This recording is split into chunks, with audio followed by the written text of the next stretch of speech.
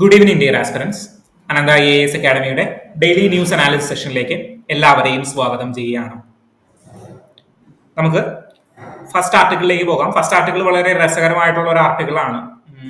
പുതിയൊരു ബില്ല് ലോകസഭയിൽ കഴിഞ്ഞ ദിവസം അമിത്ഷാ ഇൻസേർട്ട് ചെയ്തിരിക്കുകയാണ്, അല്ലെങ്കിൽ പുതിയൊരു ബില്ല് ഇൻട്രൊഡ്യൂസ് ചെയ്തിരിക്കുകയാണ്.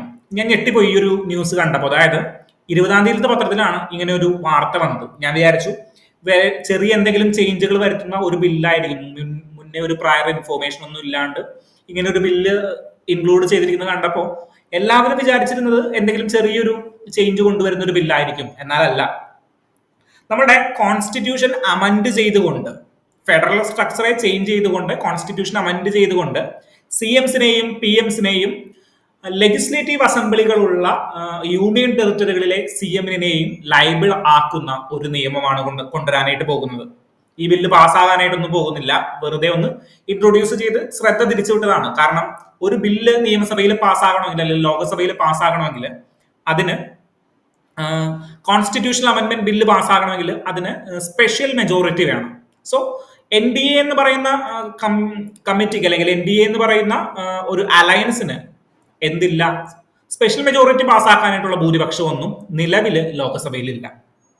ഓക്കെ, സോ കോൺസ്റ്റിറ്റ്യൂഷണൽ അമെന്റ്മെന്റിന് സെപ്പറേറ്റ് ജോയിന്റ് സിറ്റിങ്ങുകളും പാടില്ല. നമ്മളത് കാണും, ഡീറ്റെയിൽ ആയിട്ട് തന്നെ കാണും. സോ ഈ ബില്ല് പാസ്സാവാനായിട്ടുള്ള സാധ്യത കുറവാണ്. ഓക്കെ, സോ ഇതൊരു ശ്രദ്ധ തിരിക്കാനായിട്ടുള്ള ഒരു ഇൻട്രൊഡക്ഷൻ മാത്രമായിട്ടാണ് നമുക്ക് ഇതിനെ കാണാനായിട്ട് സാധിക്കുക. ഓക്കെ, സോ ഈ ബില്ല് പെർട്ടിക്കുലർലി എന്താണ്, CMസിനെയും പ്രൈം മിനിസ്റ്ററിനെയും നിയമസഭകളുള്ള യൂണിയൻ ടെറിട്ടറികളിലെ CMസിനെയും ലെഫ്റ്റനന്റ് ഗവർണർമാരെയും എല്ലാം എന്താക്കുന്നു, ലയബിൾ ആക്കുന്നു. അവര് 5 വർഷത്തിൽ കൂടുതൽ കേസ് ലഭിക്കാവുന്ന ഒരു കുറ്റത്തിൽ അക്യൂസ്ഡ് ആയാൽ, നിയമം വിധിച്ചിട്ടില്ല അല്ലെങ്കിൽ കുറ്റക്കാരനാണ് എന്ന് തെളിഞ്ഞിട്ടില്ല, അക്യൂസ്ഡ് ആയിട്ട് 30 ദിവസം കേസിൽ അകപ്പെട്ട് ജയിലിൽ കിടന്നു കഴിഞ്ഞാൽ അവരുടെ എന്ത് പോകും, CM അല്ലെങ്കിൽ ചീഫ് മിനിസ്റ്റർ സ്ഥാനം പോകും, അല്ലെങ്കിൽ മിനിസ്റ്റേഴ്സിന്റെ സ്ഥാനങ്ങൾ പോകും, പ്രൈം മിനിസ്റ്ററിന്റെയും പോകും. ഓക്കെ, സോ ഒറ്റ നോട്ടത്തിൽ നോക്കുമ്പോൾ ഇത് വലിയ കുഴപ്പമില്ലാത്ത ബില്ലാണ്. പക്ഷേ ഇന്ത്യയുടെ ഫെഡറൽ സ്ട്രക്ചറിനെ ഇതൊന്നും അടിക്കാനായിട്ടുണ്ട്. കാരണം എന്താണ്? കാരണം യൂണിയൻ ടെറിട്ടറി, ഇപ്പോ യൂണിയൻ എന്താ ചെയ്തുകൊണ്ടിരിക്കുന്നത്? അതായത് അരവിന്ദ് കെജ്രിവാൾ എക്സാമ്പിൾ എടുക്കുക. അരവിന്ദ് കെജ്രിവാൾ 30 ദിവസത്തെ 5 മാസത്തോളം അദ്ദേഹം ജയിലിൽ കിടന്നു. ഏത് കേസിലാണ്? സോ അക്യൂസ്ഡ് ആയിട്ടാണ് അദ്ദേഹം നമ്മളുടെ ഡൽഹി ചീഫ് മിനിസ്റ്റർ ആയിരുന്ന സമയത്ത് ജയിലിൽ കിടന്നിട്ടുണ്ടായിരുന്നത്. സോ ഈ ഒരു നിയമം വന്നു കഴിഞ്ഞാൽ അദ്ദേഹത്തിന്റെ ചീഫ് മിനിസ്റ്റർ പദവി പോകും. ഓക്കെ, സോ അതൊരു നല്ല ഒരു ആക്ട് അല്ല. ദെൻ ഒരു വട്ടം പോലും സംസാരിക്കാൻ, അല്ലെങ്കിൽ ഒരു വെള്ളിയാഴ്ച വൈകുന്നേരം മന്ത്രിമാർക്ക് അല്ലെങ്കിൽ MP-മാർക്ക് ഒരു പേപ്പർ കൊടുത്തിട്ട് നാളെ ഈ ബില്ല് ഞാൻ അവതരിപ്പിക്കും എന്ന് പറയുന്നതും ശരിയായിട്ടുള്ള കാര്യമല്ല. അത് may be legal but not democratic. Okay, so ഈ അവസരത്തിൽ നമ്മൾ പഠിക്കേണ്ടത് 1-2 കാര്യങ്ങളുണ്ട്. എന്താണ് കോൺസ്റ്റിറ്റ്യൂഷണൽ അമെന്റ്മെന്റ് ആക്ട്, അല്ലെങ്കിൽ കോൺസ്റ്റിറ്റ്യൂഷൻ അമെന്റ്മെന്റ് ബില്ല് എന്താണെന്ന് നമുക്ക് പഠിക്കാനായിട്ടുണ്ട്. ഓക്കെ, സോ ഈ നിയമം കോൺസ്റ്റിറ്റ്യൂഷൻ അമെന്റ്മെന്റ് വരുത്തിക്കൊണ്ടാണ് ചെയ്യാനായിട്ട് ഉദ്ദേശിക്കുന്നത്. സോ എന്താണ് constitution amendment act? Constitution amendment act അല്ലെങ്കിൽ കോൺസ്റ്റിറ്റ്യൂഷനെ അമെന്റ് ചെയ്യുന്നത് എങ്ങനെയാണ്? ഭരണഘടനയെ എങ്ങനെ നമ്മൾ തിരുത്തി എഴുതും? ഭരണഘടനയെ തിരുത്തി എഴുതാനായിട്ടുള്ള പ്രൊവിഷൻ ഭരണഘടനയിൽ തന്നെ നമ്മൾ പറഞ്ഞു വെച്ചിട്ടുണ്ട്. അതാണ് ഭരണഘടനയുടെ 20-ാമത്തെ ചാപ്റ്ററില്, എത്രാമത്തെയാണ്? 20-ാമത്തെ ചാപ്റ്ററിൽ ആർട്ടിക്കിൾ 368 പ്രകാരം, സോ ആർട്ടിക്കിൾ 368 പ്രകാരമാണ് നമ്മൾ ഭരണഘടനയെ അമെന്റ് ചെയ്യുന്നത്. ഓക്കെ, സോ പെട്ടെന്ന് അമെന്റ് ചെയ്യാൻ പറ്റുന്ന ഒന്നാണോ ഭരണഘടന? സോ ഏതൊരു കക്ഷി അധികാരത്തിൽ വന്നു കഴിഞ്ഞാലും അവർക്ക് പെട്ടെന്ന് അമെന്റ് ചെയ്യാനായിട്ട് പറ്റുമോ ഭരണഘടന? ഇല്ല. ഇന്ത്യയുടെ ഭരണഘടന നോക്കിക്കഴിഞ്ഞാൽ ടു റിജിഡും അല്ല, ടു ഫ്ലെക്സിബിളും അല്ല. ലക്ഷ്മികാന്തിന്റെ കോൺസ്റ്റിറ്റ്യൂഷണൽ അമെന്റ്മെന്റ് എന്ന് പറയുന്ന ചാപ്റ്റർ, എനിക്ക് തോന്നുന്നു 7-ാമത്തെയോ 6-ാമത്തെയോ ചാപ്റ്റർ ആണ് ഞാൻ ഇവിടെ ഡിസ്കഷന് വേണ്ടിയിട്ട് എടുത്തിരിക്കുന്നത്. ഓക്കെ, സോ നമ്മൾ അവിടെ പറയുന്നത് ബേസിക്കലി എന്താണ്, നമ്മുടെ കോൺസ്റ്റിറ്റ്യൂഷൻ ടു റിജിഡും ടു ഫ്ലെക്സിബിളും അല്ല. അതായത് പെട്ടെന്ന് നമുക്ക് മാറ്റാനായിട്ട് പറ്റില്ല, എന്നാൽ ചേഞ്ചസ് കൊണ്ടുവരാനായിട്ടും പറ്റും. സോ എങ്ങനെയാണ് കോൺസ്റ്റിറ്റ്യൂഷൻ ചേഞ്ചസ് കൊണ്ടുവരുന്നത് എന്ന് നമുക്ക് നോക്കാം. ആർക്കാണ് ഭരണഘടന ചേഞ്ച് ചെയ്യാനായിട്ടുള്ള അധികാരം കോൺസ്റ്റിറ്റ്യൂഷൻ കൊടുത്തിരിക്കുന്നത്? പ്രസിഡന്റിനാണോ? പ്രൈം മിനിസ്റ്ററിനാണോ അല്ലെങ്കിൽ കൗൺസിൽ ഓഫ് മിനിസ്റ്റേഴ്സിനാണോ? ഇവർക്കാർക്കുമല്ല, പാർലമെന്റ് ആണ് ഭരണഘടന ചേഞ്ച് ചെയ്യാനായിട്ടുള്ള അവകാശം കൊടുത്തിരിക്കുന്നത്. ഓക്കെ, സോ പാർലമെന്റിനാണ്, വേറെ ഒരു ബോഡിക്കുമല്ല. പാർലമെന്റ് സ്റ്റേറ്റ് ലെജിസ്ലേച്ചർ ആണോ? അല്ല, പാർലമെന്റ് ആണ് നിയമം നടപ്പിലാക്കിയിട്ട് അല്ലെങ്കിൽ നിയമം പാസ്സാക്കിയിട്ട് ഭരണഘടന ചേഞ്ച് ചെയ്യുന്നത് അല്ലെങ്കിൽ അമെൻഡ് ചെയ്യുന്നത്. ഓക്കെ ആണോ? സോ ആർട്ടിക്കിൾ 368 പ്രകാരമാണ് ഇന്ത്യൻ ഭരണഘടന അമെൻഡ് ചെയ്യുന്നത്. Article 368 chapter 20. ഓക്കെ, പാർട്ട് 20യിലാണ് നമ്മളിത് പറയുന്നത്. ഓക്കെ, ദെൻ എങ്ങനെയാണ്? അതായത് ഭരണഘടന അമെൻഡ് ചെയ്യണമെങ്കിൽ ലോകസഭയിലോ രാജ്യസഭയിലോ എന്ത് ചെയ്യണം? ലോകസഭയിലോ രാജ്യസഭയിലോ ഒരു ബില്ല് ഇൻട്രൊഡ്യൂസ് ചെയ്യണം. നമ്മൾ ഒരു ബില്ല് നിയമമാക്കുന്നത് പോലെ കോൺസ്റ്റിറ്റ്യൂഷണൽ അമെൻഡ്മെന്റ് ബിൽ നമ്മൾ ഇൻട്രൊഡ്യൂസ് ചെയ്യും. എവിടേക്ക് ഇൻട്രൊഡ്യൂസ് ചെയ്യാം? പാർലമെന്റിൽ, ലോകസഭയിൽ ഇൻട്രൊഡ്യൂസ് ചെയ്യാം, രാജ്യസഭയിൽ ഇൻട്രൊഡ്യൂസ് ചെയ്യാം. അങ്ങനെയാണെങ്കിൽ ഞാനൊരു ചോദ്യം ചോദിക്കട്ടെ, ആർക്ക് ഇൻട്രൊഡ്യൂസ് ചെയ്യാം? ഇത്രയും വ്യക്തമായിട്ടുള്ള അല്ലെങ്കിൽ ഇത്രയും സുപ്രധാനമായിട്ടുള്ള ഒരു നിയമമാണ്, ആർക്ക് ഇൻട്രൊഡ്യൂസ് ചെയ്യാം? പബ്ലിക് മെമ്പേഴ്സ് അല്ലെങ്കിൽ ഗവൺമെന്റ് ബില്ലായിട്ട് മാത്രമാണോ ഇൻട്രൊഡ്യൂസ് ചെയ്യാൻ പറ്റുന്നത്? എന്താ ഗവൺമെന്റ് ബില്ല്? അതായത് മിനിസ്റ്റേഴ്സ് ഇൻട്രൊഡ്യൂസ് ചെയ്യുന്ന ബില്ലിനെയാണ് ഗവൺമെന്റ് ബില്ല് എന്ന് പറയുന്നത്. ഗവൺമെന്റ് ബില്ലായിട്ട് മാത്രമേ ഇൻട്രൊഡ്യൂസ് ചെയ്യാനായിട്ട് പറ്റത്തുള്ളൂ? അല്ല, ഗവൺമെന്റ് ബില്ലായിട്ടും പ്രൈവറ്റ് ബില്ലായിട്ടും പ്രൈവറ്റ് മെമ്പർ ബില്ലായിട്ടും ഈ ഒരു കോൺസ്റ്റിറ്റ്യൂഷണൽ അമെൻമെന്റ് ബില്ല് നമുക്ക് ഇൻട്രൊഡ്യൂസ് ചെയ്യാം. സോ ചോദ്യമാവാനായിട്ടുള്ള സാധ്യതയില്ലേ? എങ്ങനെ ചോദ്യം ചോദിക്കുക? Consider the following statements. Constitutional amendment bill can only be introduced as a public member bill or only be introduced as a government bill. നമ്മൾ വായിച്ചത് മറന്നു പോകുന്ന ഒരാളാണ് അല്ലെങ്കിൽ കോൺസ്റ്റിറ്റ്യൂഷണൽ അമെൻമെന്റ് വായിക്കാത്ത ഒരാൾ എന്ത് ചിന്തിക്കും? കോമൺ സെൻസിൽ എന്ത് ചിന്തിക്കും? സുപ്രധാനമായിട്ടുള്ള ഒരു നിയമമാണ്, അപ്പോൾ അത് ഗവൺമെന്റ് ബില്ലാകാനായിട്ടുള്ള സാധ്യതയുണ്ട്. എന്നാൽ അത് തെറ്റാണ്, പ്രൈവറ്റ് മെമ്പേഴ്സിനും ഇൻട്രൊഡ്യൂസ് ചെയ്യാം. ദെൻ വേറൊരു ചോദ്യം ചോദിച്ചൂടെ? കോൺസ്റ്റിറ്റ്യൂഷണൽ അമെൻമെന്റ് bill can only be introduced in Lok Sabha. ലോകസഭയിൽ മാത്രമാണോ? അല്ല, രാജ്യസഭയിലും ഇൻട്രൊഡ്യൂസ് ചെയ്യാം. നമ്മളുടെ ജോൺ ബ്രിട്ടാസിന് വേണമെങ്കിൽ ഒരു കോൺസ്റ്റിറ്റ്യൂഷണൽ അമെൻമെന്റ് ബിൽ ഇൻട്രൊഡ്യൂസ് ചെയ്യാം, ഒരു കുഴപ്പമില്ല. രാജ്യസഭയിലും ലോകസഭയിലും ഇൻട്രൊഡ്യൂസ് ചെയ്യാം. ദെൻ എങ്ങനെയായിരിക്കണം കോൺസ്റ്റിറ്റ്യൂഷണൽ അമെൻമെന്റ് ബില്ലുകൾ പാസ്സാകേണ്ടത്? സ്പെഷ്യൽ മെജോറിറ്റിയിലായിരിക്കണം പാസ്സാകേണ്ടത്. എന്താണ് സ്പെഷ്യൽ മെജോറിറ്റി? ഞാൻ മുന്നേ പറഞ്ഞിട്ടുണ്ട്, ഓർഡിനറി മെജോറിറ്റി അല്ലാത്തതെല്ലാം സ്പെഷ്യൽ മെജോറിറ്റിയാണ്. കേവല ഭൂരിപക്ഷമല്ലാത്തതെല്ലാം സ്പെഷ്യൽ മെജോറിറ്റിയാണ്. ഓക്കെ, കേവല ഭൂരിപക്ഷം എന്ന് പറഞ്ഞാൽ അന്ന് കൂടിയിരിക്കുന്ന ആളുകളിൽ ഏറ്റവും കൂടുതൽ മെജോറിറ്റി വരുന്നത്. സ്പെഷ്യൽ മെജോറിറ്റി എന്താണ്? Total membership of the house, അതായത് 545 പേര് സഭയിലുണ്ടെങ്കിൽ അവരുടെ എല്ലാവരുടെയും കേവല ഭൂരിപക്ഷം 545ന്റെ കേവല ഭൂരിപക്ഷം, 545നെ 2 കൊണ്ട് ഡിവൈഡ് ചെയ്യുക, എന്നിട്ട് 1 കൂട്ടുക. സോ അതാണ് കേവല ഭൂരിപക്ഷം വരുന്നത്. ഓക്കെ, സോ കേവല ഭൂരിപക്ഷം ഉണ്ടായിരിക്കണം, സഭയുടെ ടോട്ടൽ മെമ്പർഷിപ്പിന്റെ മെജോറിറ്റി ഉണ്ടായിരിക്കണം. അത് മാത്രം മതിയോ? പോരാ. 2/3 of the members present and voting. Okay, so 2/3 of the members present and voting. So ബേസിക്കുകൾ പഠിച്ചല്ലോ. കോൺസ്റ്റിറ്റ്യൂഷണൽ അമെൻമെന്റ് ആക്ട് 368 വരുന്നത്. 368 ആർട്ടിക്കിൾ പാർട്ട് 20 വരുന്നത്. ആർക്ക് ഇൻട്രൊഡ്യൂസ് ചെയ്യാം? പ്രൈവറ്റ് മെമ്പറിനും പബ്ലിക് മെമ്പറിനും ഇൻട്രൊഡ്യൂസ് ചെയ്യാം, കുഴപ്പമൊന്നുമില്ല. രാജ്യസഭയിലോ ലോകസഭയിലോ ഇൻട്രൊഡ്യൂസ് ചെയ്യാം, പക്ഷേ സ്പെഷ്യൽ മെജോറിറ്റി ഉണ്ടാകണം. എന്തുണ്ടാകണം? സ്പെഷ്യൽ മെജോറിറ്റി ഉണ്ടാകണം. ദെൻ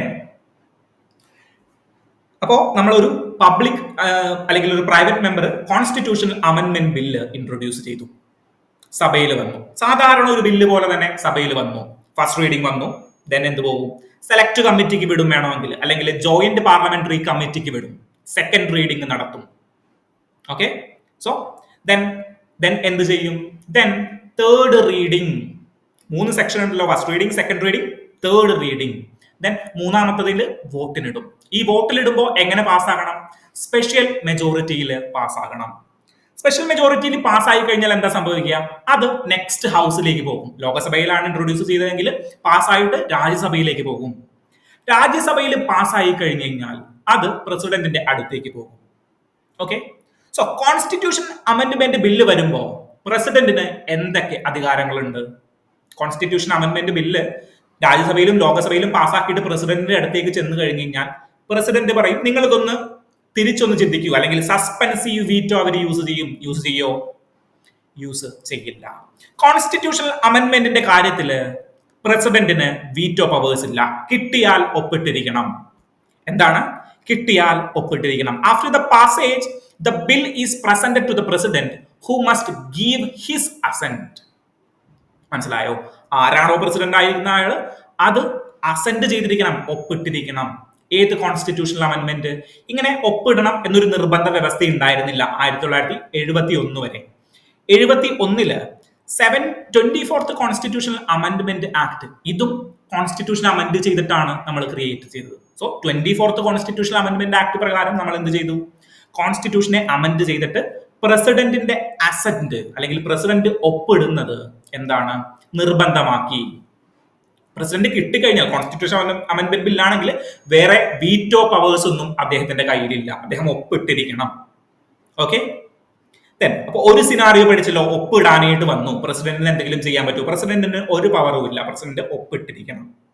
ഒരു വീറ്റോ പവേഴ്സും ഇല്ല. സസ്പെൻസീവ് വീറ്റോ യൂസ് ചെയ്യാൻ പറ്റില്ല, അബ്സല്യൂട്ട് വീറ്റോ യൂസ് ചെയ്യാൻ പറ്റില്ല, ദെൻ പോക്കറ്റ് വീറ്റോ, മൂന്നും യൂസ് ചെയ്യാൻ പറ്റില്ല. പോക്കറ്റിൽ ഇട്ടുകൊണ്ടിരിക്കാനായിട്ട് പറ്റില്ല.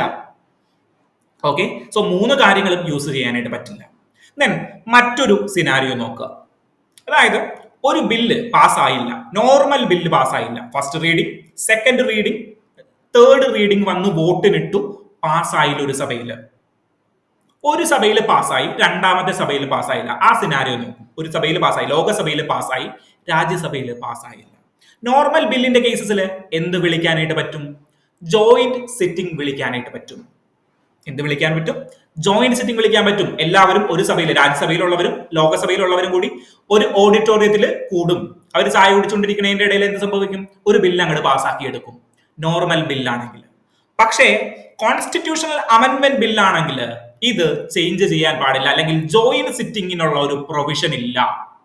2 സഭകളും സെപ്പറേറ്റ് ആയിട്ട് കോൺസ്റ്റിറ്റ്യൂഷണൽ അമെന്റ്മെന്റ് ബില്ല് പാസ്സാക്കിയിരിക്കണം. Okay, there is no provision for joint sitting in case of disagreement. ഡിസഗ്രിമെന്റിന്റെ കേസിൽ ജോയിന്റ് സിറ്റിംഗ് എന്ന് പറയുന്ന ഒരു കേസ് ഇല്ല. ഓക്കെ. ദെൻ വേറെ എന്താണ്? ബേസിക്കുകൾ പഠിച്ചു. കോൺസ്റ്റിറ്റ്യൂഷൻ അമെന്റ്മെന്റിൽ ജോയിന്റ് സിറ്റിംഗ് ഇല്ല.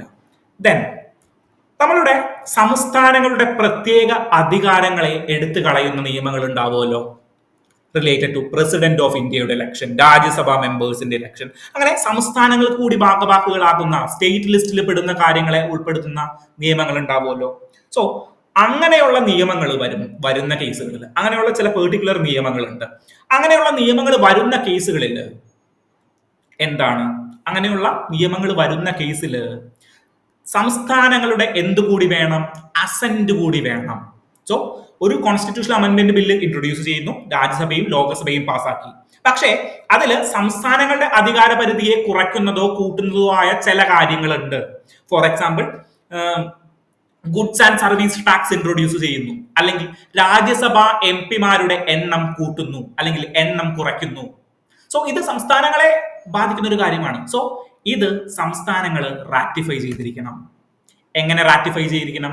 At least half of the state legislature's ഈ ബില്ല് അല്ലെങ്കിൽ ഈ കോൺസ്റ്റിറ്റ്യൂഷണൽ ബില്ല് പാസ്സാക്കിയിരിക്കണം. അതായത് ഇന്ത്യയിൽ 28 സംസ്ഥാനങ്ങൾ ഉണ്ടെങ്കിൽ 28 സംസ്ഥാനങ്ങളിൽ അറ്റ്ലീസ്റ്റ് പകുതിയെങ്കിലും, മിനിമം പകുതിയിൽ കൂടുതലൊന്നും വേണ്ട, പകുതി സ്റ്റേറ്റുകൾ ഇത് സിമ്പിൾ മെജോറിറ്റിയിൽ പാസ്സാക്കണം. ഓക്കെ. സോ ഓരോ സ്റ്റേറ്റ് ലെജിസ്ലേച്ചറിലും എന്ത് പോകും? ഈ ബില്ല് പോകും, കോൺസ്റ്റിറ്റ്യൂഷണൽ അമെന്റ്മെന്റ് ബില്ല് പോകും. അവരത് സിമ്പിൾ മെജോറിറ്റിയിൽ പാസ്സാക്കണം. അങ്ങനെ പകുതി എണ്ണം പാസ്സാക്കി കഴിഞ്ഞാൽ 28 പകുതി എത്രയാണ്? 14 എണ്ണം പാസ്സാക്കി കഴിഞ്ഞു കഴിഞ്ഞാൽ അറ്റ്ലീസ്റ്റ് ആണ്, ഹാഫ് ആൻഡ് മോർ എന്നല്ല, അറ്റ്ലീസ്റ്റ് ഹാഫ്, പകുതിയെങ്കിലും പാസ്സാക്കിയിരിക്കണം. ഓക്കെ. പകുതിയെങ്കിലും പാസ്സാക്കി കഴിഞ്ഞാൽ എന്ത് സംഭവിക്കും? അത് അസെന്റഡ് ആയിട്ട് മാറും, അല്ലെങ്കിൽ ടോട്ടൽ കോൺസ്റ്റിറ്റ്യൂഷണൽ അമെന്റ്മെന്റ് ബില്ല് നിയമമായിട്ട് മാറും. ഓക്കെ. സോ നമ്മൾ 2 സിനാരിയോ പഠിച്ചു. നോർമൽ യൂണിയൻ കോൺസ്റ്റിറ്റ്യൂഷണൽ അമെന്റ് ചെയ്യുന്നു, then ratification by the state, at least half of the state. Okay. 2 തരം അമെന്റ്മെന്റുകൾ മാത്രമാണോ ഇന്ത്യയിലുള്ളത്? ആണോ? കഴിഞ്ഞ ദിവസം, അതായത് 19-ാം തീയതിയിലെ ക്ലാസ്സുകൾ കേട്ടിട്ടുള്ളവരാണെങ്കിൽ ഒരു സംശയം നിങ്ങൾക്ക് വരും. ഇയാൾ യൂണിയൻ ആൻഡ് ടെറിട്ടറിയുടെ കാര്യം പറഞ്ഞപ്പോൾ എന്തോ കോൺസ്റ്റിറ്റ്യൂഷൻ അമെന്റ് ചെയ്യുന്ന കാര്യം പറഞ്ഞല്ലോ, അതായത് സ്റ്റേറ്റുകൾ വരുന്നത് പോകുന്നതിനെ കുറിച്ചൊക്കെ പറഞ്ഞപ്പോൾ കോൺസ്റ്റിറ്റ്യൂഷണൽ അമെന്റ്മെന്റ് ചെയ്യുമല്ലോ. അപ്പൊ അതെന്താണ്? അതായത് നമ്മൾ കോൺസ്റ്റിറ്റ്യൂഷൻ എടുത്ത് നോക്കുകയാണെങ്കിൽ കോൺസ്റ്റിറ്റ്യൂഷൻ മൊത്തത്തിൽ 3 രീതിയിൽ നമുക്ക് അമെന്റ് ചെയ്യാം. ഓക്കെ, കോൺസ്റ്റിറ്റ്യൂഷൻ 3 രീതിയിൽ നമുക്ക് അമെന്റ് ചെയ്യാം. ഒന്ന്, സിമ്പിൾ മെജോറിറ്റിയിൽ നമ്മൾ അമെന്റ് ചെയ്യും. അതാണ് നമ്മൾ യൂണിയൻ ആൻഡ് ടെറിട്ടറി എന്ന് പറയുന്ന ചാപ്റ്ററിൽ കാണുന്നത്. സ്റ്റേറ്റുകൾ, സംസ്ഥാനങ്ങൾ ആഡ് ചെയ്യുന്നത്, സംസ്ഥാനങ്ങളുടെ ബൗണ്ടറീസ് ഡിഫറൻഷിയേറ്റ് ചെയ്യുന്നത്, ദെൻ ഒരു പുതിയ സംസ്ഥാനത്തെ ബൈഫർക്കേറ്റ് ചെയ്യുന്നത്, ഇങ്ങനെയുള്ള കാര്യങ്ങളെല്ലാം എന്താ ചെയ്യുന്നേ? ആർട്ടിക്കിൾ 2-ലും 3-ലും പറയുന്ന സംസ്ഥാനങ്ങളുടെ ഇന്റേണൽ, അതായത് യൂണിയൻ ഓഫ് ഇന്ത്യയിലേക്ക് ഒരു പുതിയ സംസ്ഥാനത്തെ ആഡ് ചെയ്യുന്നു, അല്ലെങ്കിൽ സംസ്ഥാനത്തിന്റെ നിലവിലുള്ള ടെറിട്ടറി ഡിവൈഡ് ചെയ്ത് 2 സംസ്ഥാനമാക്കുന്നു. അപ്പോഴെല്ലാം എന്ത് സംഭവിക്കും? സിമ്പിൾ മെജോറിറ്റിയിൽ നമ്മൾ കോൺസ്റ്റിറ്റ്യൂഷൻ അമെന്റ് ചെയ്യും. കോൺസ്റ്റിറ്റ്യൂഷൻ അമെന്റ് ചെയ്യേണ്ട കാര്യമുണ്ട്. കാരണം എന്താണ്? ഷെഡ്യൂളുകളിൽ സംസ്ഥാനങ്ങളുടെ പേര് എഴുതി വെച്ചിട്ടില്ലേ? സോ കോൺസ്റ്റിറ്റ്യൂഷന്റെ ഒരു പാർട്ട് അല്ലേ ഷെഡ്യൂള്. സോ ഷെഡ്യൂൾ നമുക്ക് മാറ്റണം. ഷെഡ്യൂളിൽ ഇപ്പോ ആന്ധ്രാപ്രദേശ് എന്ന് പറഞ്ഞൊരു സംസ്ഥാനം വെട്ടിയിട്ട് ആന്ധ്രാപ്രദേശ് എന്ന് എഴുതണം. അതിന്റെ അടിയിൽ തെലങ്കാന എന്നും കൂടി എഴുതണം ബൈഫർക്കേറ്റ് ചെയ്യുമ്പോൾ. സോ അങ്ങനെയുള്ള കാര്യങ്ങളൊക്കെ ചെയ്യാനായിട്ട് എന്ത് മതി? സിമ്പിൾ മെജോറിറ്റി മതി. സിമ്പിൾ മെജോറിറ്റിയുടെ പല കാര്യങ്ങളും നമ്മൾ കാണും. ദെൻ സ്പെഷ്യൽ മെജോറിറ്റിയിൽ കോൺസ്റ്റിറ്റ്യൂഷൻ അമെന്റ് ചെയ്യേണ്ട അവസരങ്ങളുണ്ട്. അതാണ് നമ്മൾ നേരത്തെ പറഞ്ഞത്. ഇന്ന് കോൺസ്റ്റിറ്റ്യൂഷൻ അമെന്റ്മെന്റ് സ്പെഷ്യൽ മെജോറിറ്റിയിൽ. ദെൻ വേറെ എന്താണ്? സ്പെഷ്യൽ മെജോറിറ്റിയും സ്റ്റേറ്റുകളുടെ റാറ്റിഫിക്കേഷനും കൂടിയിട്ട്. ഓക്കെ, ദെൻ ഏറ്റവും ഇമ്പോർട്ടന്റ് ആയിട്ട് ഇവിടെ മനസ്സിലാക്കേണ്ട കാര്യം, പാർട്ട് 20-ൽ പറയുന്നത് ഈ 2 കാര്യങ്ങളുമാണ്. അതായത് സ്പെഷ്യൽ മെജോറിറ്റിയിൽ പാസ്സാകുന്നതും special majority with ratification of the സ്റ്റേറ്റോട് കൂടിയിട്ട് പാസ്സാകുന്ന 2 കാര്യങ്ങളാണ് എവിടെ പറയുന്നത്? നമ്മളുടെ ആർട്ടിക്കിൾ 368 പറയുന്നത്. 368 മറ്റൊരു കാര്യം കൂടി എഴുതി വെച്ചിട്ടുണ്ട്. അതായത് ഇതല്ലാണ്ട് സിമ്പിൾ മെജോറിറ്റിയിൽ പാസ്സാക്കുന്നതൊന്നും കോൺസ്റ്റിറ്റ്യൂഷൻ അമെന്റ്മെന്റ് ആക്ടുകളല്ല. അതായത് കോൺസ്റ്റിറ്റ്യൂഷൻ അമെന്റ്മെന്റ് ആക്ടുകളിലൂടെ കോൺസ്റ്റിറ്റ്യൂഷൻ മൊത്തമായിട്ട് മാറ്റുന്നത് എന്തിലാണ്? Special majority with ratification of സ്റ്റേറ്റും ആണ്. മനസ്സിലായോ? സോ ആർട്ടിക്കിൾ 1, 2 ഇതിലൊക്കെ പറയുന്ന കാര്യങ്ങൾ സിമ്പിൾ മെജോറിറ്റിയിൽ കോൺസ്റ്റിറ്റ്യൂഷൻ അമെന്റ് ചെയ്യുന്നത് പെർട്ടിക്കുലർലി കോൺസ്റ്റിറ്റ്യൂഷണൽ അമെന്റ്മെന്റ് ആക്ട് അല്ല. ഓക്കെ, സോ അടുത്ത ചോദ്യം, കോൺസ്റ്റിറ്റ്യൂഷന്റെ ബേസിക്കുകൾ പഠിച്ചല്ലോ, അമെന്റ് ചെയ്യുന്നത് എങ്ങനെയാണെന്ന് പഠിച്ചല്ലോ. സോ അടുത്ത ചോദ്യം എന്താണ്? എത്ര കോൺസ്റ്റിറ്റ്യൂഷണൽ അമെന്റ്മെന്റ് ബില്ലുകൾ ഇതുവരെ വന്നിട്ടുണ്ട്? എത്ര കോൺസ്റ്റിറ്റ്യൂഷണൽ അമെന്റ്മെന്റ് ബില്ലുകൾ ഇതുവരെ വന്നിട്ടുണ്ട്? എത്ര? 100 ആണോ? അല്ലെങ്കിൽ 120, 130? എത്ര വരും? 130ഓളം, അറൌണ്ട് 131 കോൺസ്റ്റിറ്റ്യൂഷണൽ അമെന്റ്മെന്റ് ബില്ലുകൾ സഭയിൽ ഇൻട്രൊഡ്യൂസ് ചെയ്തിട്ടുണ്ട്. എത്ര കോൺസ്റ്റിറ്റ്യൂഷണൽ അമെന്റ്മെന്റ് ആക്ടുകൾ കറന്റ്ലി ഉണ്ട്? കറന്റ്ലി 106, 106 കോൺസ്റ്റിറ്റ്യൂഷണൽ അമെന്റ്മെന്റ് ആക്ടുകൾ ഉണ്ട്. സോ ഇത് തമ്മിലുള്ള ഡിഫറൻസ് ഇല്ലേ? എന്താണത്? അതായത് ബില്ല് ഇൻട്രൊഡ്യൂസ് ചെയ്യും, സഭ ചിലപ്പോൾ പാസ്സാക്കണം എന്നില്ല. സോ നെക്സ്റ്റ് ടൈം വീണ്ടും ഇൻട്രൊഡ്യൂസ് ചെയ്യുമ്പോൾ നമ്മൾ അടുത്ത നമ്പർ ഇടും. ഫോർ എക്സാമ്പിൾ 120ാമത്തെ കോൺസ്റ്റിറ്റ്യൂഷണൽ അമെന്റ്മെന്റ് ബില്ല് കൊണ്ടുവന്നു, അത് ചിലപ്പോൾ പാസ്സാക്കണം എന്നില്ല, സഭ അത് റിജക്ട് ചെയ്തു. ദെൻ വീണ്ടും കോൺസ്റ്റിറ്റ്യൂഷൻ അമെന്റ്മെന്റ് ചെയ്യുമ്പോൾ എന്ത് സംഭവിക്കും? നെക്സ്റ്റ് 121 ഓർ 122 എന്ന് പറഞ്ഞ് നമ്മൾ നമ്പർ ഇടും. മനസ്സിലായോ? അതിൽ പാസ്സായി കഴിഞ്ഞാൽ ആ നമ്പർ എന്തായിട്ട് മാറും? നെക്സ്റ്റ് കോൺസ്റ്റിറ്റ്യൂഷണൽ അമെന്റ്മെന്റ് ആക്ട് ആയിട്ട് മാറും. അങ്ങനെ 106 പ്രാവശ്യം നമ്മൾ കോൺസ്റ്റിറ്റ്യൂഷൻ അമെന്റ് ചെയ്തിട്ടുണ്ട്. കാണാൻ നമുക്ക് ഡീറ്റെയിൽ ആയിട്ട്. ദെൻ ബില്ലുകൾ എത്ര ഇൻട്രൊഡ്യൂസ് ചെയ്തിട്ടുണ്ട്? അറൌണ്ട് 131 കോൺസ്റ്റിറ്റ്യൂഷണൽ അമെന്റ്മെന്റ് ബില്ലുകൾ നമ്മൾ ഇൻട്രൊഡ്യൂസ് ചെയ്തിട്ടുണ്ട്. ദെൻ സിമ്പിൾ മെജോറിറ്റിയിൽ നമ്മൾ എന്ത് ചെയ്യുന്നു? കോൺസ്റ്റിറ്റ്യൂഷനെ അമെന്റ് ചെയ്യുന്നു. 368ന്റെ പാർട്ട് 20ന്റെ ഔട്ട്സൈഡ് ആയിട്ട്, അല്ലെങ്കിൽ പാർട്ട് 20ന് പുറത്ത് നിൽക്കുന്ന കാര്യങ്ങളാണ് സിമ്പിൾ മെജോറിറ്റിയിൽ വരുന്നതെന്ന് ഞാൻ പറഞ്ഞു. അതിൽ പ്രധാനപ്പെട്ട എന്തൊക്കെ ഇൻക്ലൂഡ് ആയിട്ടുണ്ട്? Admission of or establishment of new state. Article പറഞ്ഞേ, admission of establishment of new state എത്രയാണ്? ആർട്ടിക്കിൾ 2, അതായത് കോൺസ്റ്റിറ്റ്യൂഷന്റെ ആർട്ടിക്കിൾ 2-ൽ പറയുന്ന അഡ്മിഷനും establishment of new states, union of ഇന്ത്യയിലേക്കുള്ള സ്റ്റേറ്റുകളുടെ കൂട്ടിച്ചേരലിന് എന്ത് മതി? സിമ്പിൾ മെജോറിറ്റി മതി. Then formation of new states and area, internal readjustment, അതായത് ഒരു സ്റ്റേറ്റിന്റെ ബൗണ്ടറീസ് റീ അഡ്ജസ്റ്റ് ചെയ്യുക, അല്ലെങ്കിൽ അതിനെ ബൈഫോക്കേറ്റ് ചെയ്യുക, ഓൾട്ടറേഷൻ ചെയ്യുക, അങ്ങനെയുള്ള കാര്യങ്ങൾക്കെല്ലാം എന്ത് മതി? സിമ്പിൾ മെജോറിറ്റി മതി. ദെൻ വേറെ എന്തിനൊക്കെ? നമ്മളുടെ ആരുടെ പ്രസിഡന്റിന്റെ, ഗവർണേഴ്സിന്റെ, സ്പീക്കേഴ്സിന്റെ, MPസിന്റെ സാലറി ഇൻക്രീസ് ചെയ്യുന്നതിന് വേണ്ടിയിട്ട് സിമ്പിൾ മെജോറിറ്റി മതി. കാരണം അവർക്ക് സാലറി കൂട്ടണമെങ്കിൽ പെട്ടെന്ന് കോൺസ്റ്റിറ്റ്യൂഷൻ ഒന്നും അമെൻഡ് ചെയ്യാനായിട്ട് പറ്റില്ല, സമയമില്ല. കാരണം അവർക്ക് പെട്ടെന്ന് സാലറി കൂട്ടണം എന്ന് പറഞ്ഞു കഴിഞ്ഞാൽ കൂട്ടാം. Then quorum in parliament. പാർലമെന്റിന്റെ ക്വാറം എന്ന് പറയുന്നത് എന്താണ്? അതായത് എത്ര ആളുകൾ പ്രസന്റ് ആകുന്നതിനെയാണ് ക്വാറം എന്ന് പറയുന്നത്. അതായത് 1/10 ക്വാറം ഉണ്ടെങ്കിൽ മാത്രമേ എന്ത് ജോയിൻ ചെയ്യുള്ളൂ. ലോകസഭയും രാജ്യസഭയും ഒക്കെ സഭ സംഘടിക്കാനായിട്ട് പാടുള്ളൂ. 1/3 ആളുകൾ പ്രസന്റ് ആയിരിക്കണം.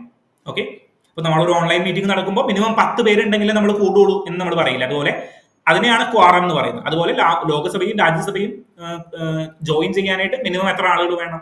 1/10 of their total membership. Total മെമ്പർഷിപ്പിന്റെ 1/10 വേണം. അതിനെയാണ് ക്വാറം. സോ ഈ ക്വാറം പെട്ടെന്ന് ചേഞ്ച് ചെയ്യാം. 1/10 വേണ്ട എന്ന് പറഞ്ഞു കഴിഞ്ഞാൽ നമുക്ക് പെട്ടെന്ന് ചേഞ്ച് ചെയ്യാൻ പറ്റും. Then use of English language in parliament. ലാംഗ്വേജിൽ ഇംഗ്ലീഷ് ലാംഗ്വേജ് യൂസ് ചെയ്യുന്നത്. Then creation or abolition of legislative councils in the state. ഏറ്റവും ഇമ്പോർട്ടന്റ്, നമ്മൾ നോക്കുമ്പോൾ ഒരു സംസ്ഥാനത്തിന്റെ അധികാരം, ലെജിസ്ലേറ്റീവ് കൗൺസിൽ അവിടെ ഉണ്ടാക്കുക എന്ന് പറഞ്ഞു കഴിഞ്ഞാൽ ഒരു സംസ്ഥാനത്തിന്റെ അധികാരത്തെ ചോദ്യം ചെയ്യുകയാണ്. എന്താണ് ലെജിസ്ലേറ്റീവ് കൗൺസിൽസ്? അതായത് കേരള നിയമസഭ നിങ്ങൾ കണ്ടിട്ടില്ലേ? കേരള നിയമസഭ തിരുവനന്തപുരത്തുള്ള. സോ നിയമനിർമ്മാണത്തിന് 2 സഭകൾ സംസ്ഥാനങ്ങളിൽ ഉണ്ടാവും. ചില സംസ്ഥാനങ്ങളിലുണ്ട്. ഇന്ത്യയിൽ 6 സംസ്ഥാനങ്ങളിലുണ്ട്. ഓക്കെ, സോ അങ്ങനെ bicameral legislation in state legislative അസംബ്ലീസിനെയാണ് ലെജിസ്ലേറ്റീവ് കൗൺസിൽസ് എന്ന് പറയുന്നത്. സോ ലെജിസ്ലേറ്റീവ് അസംബ്ലീസ് ഉണ്ടാവും, ദെൻ അതിന് താഴെ ലെജിസ്ലേറ്റീവ് കൗൺസിലുകൾ ഉണ്ടാവും. ഇങ്ങനെ പുതിയ ഒരു സംസ്ഥാനത്തിന് ഒരു ലെജിസ്ലേറ്റീവ് കൗൺസിൽ നമ്മൾ കൊടുക്കുകയാണ്. ഫോർ എക്സാമ്പിൾ കേരളത്തിന് ലെജിസ്ലേറ്റീവ് കൗൺസിൽ ഇല്ല. ലെജിസ്ലേറ്റീവ് കൗൺസിൽ ക്രിയേറ്റ് ചെയ്യാനുള്ള പരമാധികാരം ആർക്കാണ്? പാർലമെന്റിനാണ്. ഓക്കെ, പാർലമെന്റ് ആയിരിക്കണം നമ്മളുടെ ലെജിസ്ലേറ്റീവ് അസംബ്ലീസ്, ലെജിസ്ലേറ്റീവ് കൗൺസിലുകൾ, അസംബ്ലി അല്ല കൗൺസിലുകൾ ക്രിയേറ്റ് ചെയ്യുന്നത്. ഓക്കെ, സോ കേരളത്തിന് ഒരു ലെജിസ്ലേറ്റീവ് കൗൺസിൽ കൊടുക്കണമെങ്കിൽ സിമ്പിൾ മെജോറിറ്റിയിൽ പാസ്സാക്കിയാൽ മതി. നമ്മൾ ഈ ഒരു പെർട്ടിക്കുലർ സബ്ജക്ട് അല്ലെങ്കിൽ ഈ ഒരു പെർട്ടിക്കുലർ പോയിന്റ് നമ്മൾ കേട്ടിട്ടില്ലെങ്കിൽ നമ്മൾ തെറ്റിക്കും. കാരണം എന്താണ്? Legislative council, federalism. അപ്പോൾ കുറച്ചും കൂടി ഇമ്പോർട്ടന്റ് ആയിട്ടുള്ള കാര്യമാണ്. സിമ്പിൾ മെജോറിറ്റി പോരായിരിക്കും എന്നുള്ളൊരു ചിന്ത നമ്മുടെ മനസ്സിലേക്ക് വരും. അങ്ങനെ ചിന്തിക്കേണ്ട കാര്യമില്ല. ലെജിസ്ലേറ്റീവ് കൗൺസിൽ, കാരണം അത് പാർലമെന്റിന് പരമാധികാരമുണ്ട്. പാർലമെന്റിന് മാത്രമേ ലെജിസ്ലേറ്റീവ് കൗൺസിലുകൾ ഫോം ചെയ്യാനായിട്ട് പറ്റുള്ളൂ. സോ ലെജിസ്ലേറ്റീവ് കൗൺസിൽ ഫോം ചെയ്യുക എന്ന് പറഞ്ഞു കഴിഞ്ഞാൽ അത്ര എന്താവേണ്ട കാര്യമില്ല. കോൺസ്റ്റിറ്റ്യൂഷനെ മൊത്തമായിട്ട് മാറ്റിമറിക്കേണ്ട കാര്യമൊന്നുമില്ല. കാരണം ഓൾറെഡി കോൺസ്റ്റിറ്റ്യൂഷൻ തന്നെ ആക്ട് ചെയ്തിരിക്കുന്ന, അല്ലെങ്കിൽ കോൺസ്റ്റിറ്റ്യൂഷൻ തന്നെ പറഞ്ഞു വെച്ചിരിക്കുന്നത് എന്താണ്? പാർലമെന്റിന് ക്രിയേറ്റ് ചെയ്യാനായിട്ടുള്ള അധികാരമുണ്ട്. സോ നോർമൽ ഒരു ബില്ല് പാസ്സാക്കി കഴിഞ്ഞ് കഴിഞ്ഞാൽ എന്ത് ചെയ്യാം? ലെജിസ്ലേറ്റീവ് കൗൺസിലുകൾ ക്രിയേറ്റ് ചെയ്യാനായിട്ട് പറ്റും. Then number of judges in supreme കോടതി. സുപ്രീം കോടതിയുടെ ജഡ്ജസുകൾ എണ്ണം കൂട്ടുന്നതിന് വേണ്ടിയിട്ട്. ഡീലിമിറ്റേഷൻ ഓഫ് കോൺസ്റ്റിറ്റ്യുവൻസീസ് ഡീലിമിറ്റ് ചെയ്യുന്നതിന് വേണ്ടിയിട്ട്. Citizenship provisions. Citizenship amendment act 2019 നമ്മൾ ക്രിയേറ്റ് ചെയ്തു. നമ്മൾ കോൺസ്റ്റിറ്റ്യൂഷൻ അമെന്റ് ചെയ്തോ? ഇല്ല. നമ്മൾ സിറ്റിസൺഷിപ്പ് അമെന്റ്മെന്റ് ആക്ട് എന്ന് പറഞ്ഞ ഒരു ആക്ട് ക്രിയേറ്റ് ചെയ്തിട്ട് നോർമലി സിറ്റിസൺഷിപ്പ് പാർട്ട് 2 പറയുന്ന, അതായത് ആർട്ടിക്കിൾ 5 മുതൽ ആർട്ടിക്കിൾ 11 വരെ പറയുന്ന സിറ്റിസൺഷിപ്പിന്റെ പ്രൊവിഷൻസ് നമ്മൾ അമെന്റ് ചെയ്തു. അതിന് പ്രത്യേകമായിട്ട് എന്ത് ക്രിയേറ്റ് ചെയ്യില്ല? കോൺസ്റ്റിറ്റ്യൂഷൻ അമെന്റ്മെന്റ് ക്രിയേറ്റ് ചെയ്തിട്ടില്ല. Then related to 5th scheduled areas of tribes and 6th schedule tribal areas. Then union ടെറിട്ടറിയുടെ അഡ്മിനിസ്ട്രേഷൻ. സോ സിമ്പിൾ മെജോറിറ്റിയിൽ പാസ്സാക്കേണ്ടത് നിങ്ങൾ നോക്കിക്കഴിഞ്ഞ് കഴിഞ്ഞാൽ ഔട്ട്സൈഡ് ദ ആർട്ടിക്കിൾ 360 നിങ്ങൾ നോക്കിക്കഴിഞ്ഞ് കഴിഞ്ഞാൽ എന്ത് നിങ്ങൾക്ക് മനസ്സിലായി? പെട്ടെന്ന് കാര്യം നടക്കണം. അതായത് അഡ്മിനിസ്ട്രേറ്റീവ് ഓപ്പർച്യൂണിറ്റീസ് പെട്ടെന്ന് നടക്കേണ്ട കാര്യങ്ങളാണ് നമ്മൾ ഇതിൽ ഉൾപ്പെടുത്തിയിരിക്കുന്നത്. ഓക്കെ, എന്താണ്? ക്വാറം സെറ്റ് ചെയ്യുക, പിന്നെ സാലറി ഇൻക്രീസ് ചെയ്യുക, ഇംഗ്ലീഷ് ലാംഗ്വേജ് യൂസ് ചെയ്യുക. അങ്ങനെ അഡ്മിനിസ്ട്രേറ്റീവ് റിലേറ്റഡ് ആയിട്ട് പെട്ടെന്ന് നടക്കേണ്ട കാര്യങ്ങളെല്ലാം നമ്മൾ എന്തിൽ ഇൻക്ലൂഡ് ചെയ്തു? നമ്മൾ സിമ്പിൾ മെജോറിറ്റിയിൽ പാസ്സാക്കേണ്ടത്, വിച്ച് മീൻസ് ആർട്ടിക്കിൾ 368 ഔട്ട്സൈഡ് ഉള്ള സിറ്റിസൺ കോൺസ്റ്റിറ്റ്യൂഷൻ അമെന്റ്മെന്റ് ബില്ല് പ്രഖ്യാപിക്കാത്ത സാധനങ്ങളാക്കി നമ്മൾ മാറ്റി. Okay, then amendment by special majority. Special majority വഴി അമെന്റ് ചെയ്യുന്നത് എങ്ങനെയാണ്? അതായത് സ്പെഷ്യൽ മെജോറിറ്റി ടോട്ടൽ മെമ്പർഷിപ്പിന്റെ മെജോറിറ്റി ഉണ്ടായിരിക്കണം. ദെൻ വേറെ എന്തുകൊണ്ട് ഉണ്ടായിരിക്കണം? 2/3 of the members present and voting. Okay, 2/3 of the members present and voting. So ഇത് എല്ലാം എന്തായിരിക്കും? നോർമൽ ആയിട്ട് വരുന്ന കോൺസ്റ്റിറ്റ്യൂഷന്റെ ഏറ്റവും സത്തായിട്ടുള്ള ഭാഗങ്ങൾ. പെട്ടെന്ന് അങ്ങനെ ചേഞ്ച് ചെയ്യാൻ പറ്റില്ല ഒരാൾക്കും. അതാണ് സത്തായിട്ടുള്ള കാര്യങ്ങൾ related to fundamental rights, directive principles of state policy, അങ്ങനെയുള്ള കാര്യങ്ങൾ. ദെൻ വേറെ ഏതെങ്കിലും പ്രൊവിഷൻസ് നമ്മളുടെ സിമ്പിൾ മെജോറിറ്റിയിലും റാറ്റിഫിക്കേഷൻ ഓഫ് ദ സ്റ്റേറ്റുകളിലും പറയാത്ത ചില കാര്യങ്ങൾ, ബാക്കി എല്ലാ കാര്യങ്ങൾക്കും എന്ത് വേണം? നമ്മളുടെ സ്പെഷ്യൽ മെജോറിറ്റി വേണം. ഓക്കെ, സോ ഏറ്റവും എളുപ്പം ഓർക്കാൻ എന്താണ്? ഫണ്ടമെന്റൽ റൈറ്റ്, ഡയറക്റ്റീവ് പ്രിൻസിപ്പിൾസ്, അങ്ങനെയുള്ള കാര്യങ്ങളെല്ലാം. Then amendment by special majority plus consent of half of the state. Half of the സ്റ്റേറ്റുകൾ എന്ത് ചെയ്തിരിക്കണം? റാറ്റിഫൈ ചെയ്തിരിക്കേണ്ട കാര്യങ്ങൾ. അറ്റ്ലീസ്റ്റ് ഹാഫ് ആണ്, at least half of the state. Okay, election of the president and the manner of election. രാജ്യത്തിന്റെ പരമാധികാരിയെ, പ്രസിഡന്റിനെ തെരഞ്ഞെടുക്കാനുള്ള പ്രക്രിയ ചേഞ്ച് ചെയ്യണമെങ്കിൽ. ഓക്കെ, ദെൻ വേറെ എന്താണ്? എക്സിക്യൂട്ടീവ് പവർ, യൂണിയന്റെയും സ്റ്റേറ്റിന്റെയും എക്സിക്യൂട്ടീവ് പവർ എക്സ്റ്റെൻഡ് ചെയ്യണമെങ്കിൽ, അതായത് യൂണിയന് സ്റ്റേറ്റ് ലിസ്റ്റിലുള്ള ഒരു നിയമത്തെ പാസ്സാക്കണമെങ്കിൽ, അല്ലെങ്കിൽ സ്റ്റേറ്റ് ലിസ്റ്റിൽ നിന്ന് എടുത്തു മാറ്റണം, അല്ലെങ്കിൽ ഏതെങ്കിലും ഒരു നിയമത്തെ സ്റ്റേറ്റ് ലിസ്റ്റിലേക്ക് ഇൻക്ലൂഡ് ചെയ്യണം. ഓക്കെ, സോ ഇങ്ങനെയുള്ള അവസരത്തിൽ നമ്മൾ എന്ത് ചെയ്യും? നമ്മൾ റാറ്റിഫിക്കേഷൻ, സ്റ്റേറ്റുകളുടെ റാറ്റിഫിക്കേഷന് വേണ്ടിയിട്ട് ബില്ല് എല്ലാ നിയമസഭയിലേക്കും നമ്മൾ അയച്ചു കൊടുക്കും. ഓക്കെ, എന്നിട്ട് അവരോട് പറയും നിങ്ങൾ പകുതി പേരെങ്കിലും എന്ത് ചെയ്യണം? ഇതിനെ അക്സെപ്റ്റ് ചെയ്യണം. ദെൻ അപ്പോൾ യൂണിയൻ ടെറിട്ടറിയുമായി ബന്ധപ്പെട്ട വിഷയം, പ്രസിഡന്റുമായി ബന്ധപ്പെട്ട വിഷയം, അല്ലെങ്കിൽ യൂണിയൻ ഓഫ് സ്റ്റേറ്റുമായി ബന്ധപ്പെട്ട വിഷയം, പ്രസിഡന്റിന്റെ വിഷയം. Representation of States in parliament, എന്താ ഉദ്ദേശിക്കുന്നത്? രാജ്യസഭ റിലേറ്റഡ് ആയിട്ടുള്ള വിഷയങ്ങൾ. എന്താണ്? രാജ്യസഭയിലെ ആളുകളുടെ എണ്ണം കൂട്ടുക, രാജ്യസഭയിലെ ആളുകളുടെ എണ്ണം കുറയ്ക്കുക. Then goods and service tax council, GST council. GST council എന്ന് പറഞ്ഞു കഴിഞ്ഞാൽ സംസ്ഥാനങ്ങളുടെ പ്രതിനിധികളും കേന്ദ്രത്തിന്റെ പ്രതിനിധികളും ഉള്ള സ്ഥലമാണ്. അവർക്ക് ഒരു മെജോറിറ്റി ഉണ്ട്. ഓക്കെ, സോ ആ മെജോറിറ്റിയിൽ എന്തെങ്കിലും ചേഞ്ചസ് വരുത്തണമെങ്കിൽ, അല്ലെങ്കിൽ ആ ഒരു കോൺസ്റ്റിറ്റ്യൂഷനിൽ എന്തെങ്കിലും ചേഞ്ചസ് വരുത്തണമെങ്കിൽ എന്ത് ചെയ്യണം? നമ്മളുടെ സ്റ്റേറ്റുകളെ റാറ്റിഫൈ ചെയ്തിരിക്കണം, അല്ലെങ്കിൽ സ്റ്റേറ്റുകൾ ഇത് റാറ്റിഫൈ ചെയ്തിരിക്കണം. Then distribution of powers between union and state. എല്ലാവർക്കും അറിയാലോ, സുപ്രീം കോടതി ആൻഡ് ഹൈക്കോടതി. സോ സുപ്രീം കോടതിയെ കുറിച്ചും ഹൈക്കോടതിയെ കുറിച്ചിട്ടുമുള്ള കാര്യങ്ങൾ എന്തെങ്കിലും ചേഞ്ചസ് വരുത്തണമെങ്കിൽ, അവരുടെ എക്സ്പെൻഡിച്ചർ ചാർജ്ഡിൽ നിന്ന് അൺചാർജ്ഡ് എക്സ്പെൻഡിച്ചർ ആയിട്ട് മാറ്റണമെങ്കിൽ, അല്ലെങ്കിൽ വേറെ എന്താണ്, സുപ്രീം കോടതിയുടെ അധികാര പരിധിയെ വെട്ടിച്ചുരുക്കുന്നതാണെങ്കിൽ, സോ അങ്ങനെയുള്ള കാര്യങ്ങളെല്ലാം നമ്മൾ എന്ത് ചെയ്യണം? Special majority, ratification of the state, any change in the 7th schedule, which means union list, state list, concurrent list. Then article 368, അതായത് ആർട്ടിക്കിൾ 368 കോൺസ്റ്റിറ്റ്യൂഷനെ അമെൻഡ് ചെയ്യാനായിട്ടുള്ള ആർട്ടിക്കിളിൽ എന്തെങ്കിലും ചേഞ്ചസ് വരുത്തണമെങ്കിൽ എന്ത് ചെയ്യണം? കൺസെന്റ് ഓഫ് ദ സ്റ്റേറ്റ്, സ്റ്റേറ്റുകൾ റാറ്റിഫൈ ചെയ്തിരിക്കണം. ഇവിടെ ഏറ്റവും ഇമ്പോർട്ടന്റ് ഈ ആർട്ടിക്കിൾ 368 ആണ്. ഓക്കെ, സോ നിങ്ങൾക്ക് ഇവിടെ വേറൊരു സംശയം വരാം, സുപ്രീം കോടതിയും ഹൈക്കോടതിയും. അപ്പൊ ഞാൻ പറഞ്ഞു സുപ്രീം കോടതിയുടെ ജഡ്ജിന്റെ എണ്ണം കൂട്ടണമെങ്കിൽ എന്ത് മതി? സിമ്പിൾ മെജോറിറ്റി മതി. ഇവിടെ നോക്കിയേ, number of judges in the supreme court. So ഇവിടെ എന്താ ഉദ്ദേശിക്കുന്നത്? അതായത് സുപ്രീം കോടതിയുടെ ജഡ്ജുകളുടെ എണ്ണം കൂട്ടുക എന്ന് പറഞ്ഞു കഴിഞ്ഞാൽ എന്താ? ഒരു ബ്യൂറോക്രാറ്റിക് പ്രാക്ടീസസ് അല്ലേ, കുറച്ചും കൂടി ആളെ എടുത്തിട്ട് കൂടുതൽ നന്നായിട്ട് പ്രവർത്തിപ്പിക്കുക. പക്ഷേ സുപ്രീം കോടതിയുടെ എക്സ്പെൻഡിച്ചറുകൾ ചാർജ്ഡിൽ നിന്ന് അൺചാർജ്ഡിലേക്ക് മാറണം, വിച്ച് മീൻസ് സുപ്രീം കോടതിയുടെ അധികാരത്തെ കൈകടത്തുകയാണ്. മനസ്സിലായോ? സോ അങ്ങനെ സെന്ററിനും സ്റ്റേറ്റുകൾക്ക് കൂടുതൽ ഫെഡറൽ സ്ട്രക്ചറിന് ബാധിക്കുന്ന എന്ത് ആക്ടുകളും സ്റ്റേറ്റുകളുടെ കൺസെന്റ് ആവശ്യമാണ്. എന്താണ്? സ്റ്റേറ്റുകളുടെ കൺസെന്റ് ആവശ്യമാണ്. Then constitutional amendment act article 368 മാറ്റണമെങ്കിൽ പോലും, സോ ഈ അമെൻഡ്മെന്റ് പ്രകാരം ആർട്ടിക്കിൾ 368 അമെൻഡ് ചെയ്യണമെങ്കിൽ എന്താണ്? സ്റ്റേറ്റുകളുടെ അധികാരം ആവശ്യമാണ്. സോ ചോദ്യം പ്രതീക്ഷിച്ചുകൂടി ഇതിൽ നിന്ന്, ആർട്ടിക്കിൾ 368 അമെൻഡ് ചെയ്യണമെങ്കിൽ സ്റ്റേറ്റുകളുടെ അധികാരം വേണോ, അല്ലെങ്കിൽ സ്റ്റേറ്റുകളുടെ കൺസെന്റ് ആവശ്യമുണ്ടോ എന്നൊരു ചോദ്യം ചോദിച്ചു കഴിഞ്ഞാൽ, part 20 which of the following is right among the part 20. So part 20 3 സ്റ്റേറ്റ്മെന്റുകൾ തരുന്നു. Constitutional amendment bill can only be introduced in Lok Sabha. ഒന്ന് തെറ്റാണ്. രണ്ടാമത്തെ statement, constitutional amendment bill can be introduced as a public member bill or a private member bill. മൂന്നാമത്തെ statement, constitution in case of disagreement between Rajya Sabha and Lok Sabha there is a possibility of joint sitting in constitutional amendment bill. Constitution amendment ബില്ലിന്റെ കാര്യത്തിൽ disagreement ഉണ്ടെങ്കിൽ joint sitting possible ആയിരിക്കുമോ? Possible അല്ല.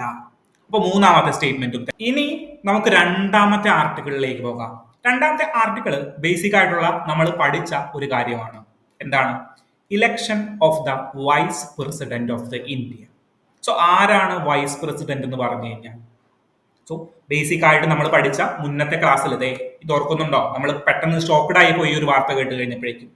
ഇന്നത്തെ news paper വളരെ ഗംഭീരമായിട്ടുള്ള news paper ആണ് കേട്ടോ. നമ്മൾ ന്യൂസ് വായിച്ചിട്ട് ചാർജ് ആകുന്ന പറയില്ലേ നമ്മൾ, അതുപോലെ നല്ലൊരു പത്രമാണ്. കുറേ സാധനങ്ങൾ ഇന്ന് പഠിക്കാനായിട്ടുണ്ട്. ഓക്കെ, സോ ഇന്ന് നമ്മളുടെ ജഗദീപ് ധൻഖർ എന്ത് ചെയ്തു? റിസൈൻ ചെയ്തപ്പോൾ നമ്മൾ ഡീറ്റെയിൽ ആയിട്ട് പറഞ്ഞിരുന്ന വൈസ് പ്രസിഡന്റിനെ കുറിച്ചിട്ട് നമുക്കൊന്ന് നോക്കണം. ദെൻ എന്താണ് first past the post system?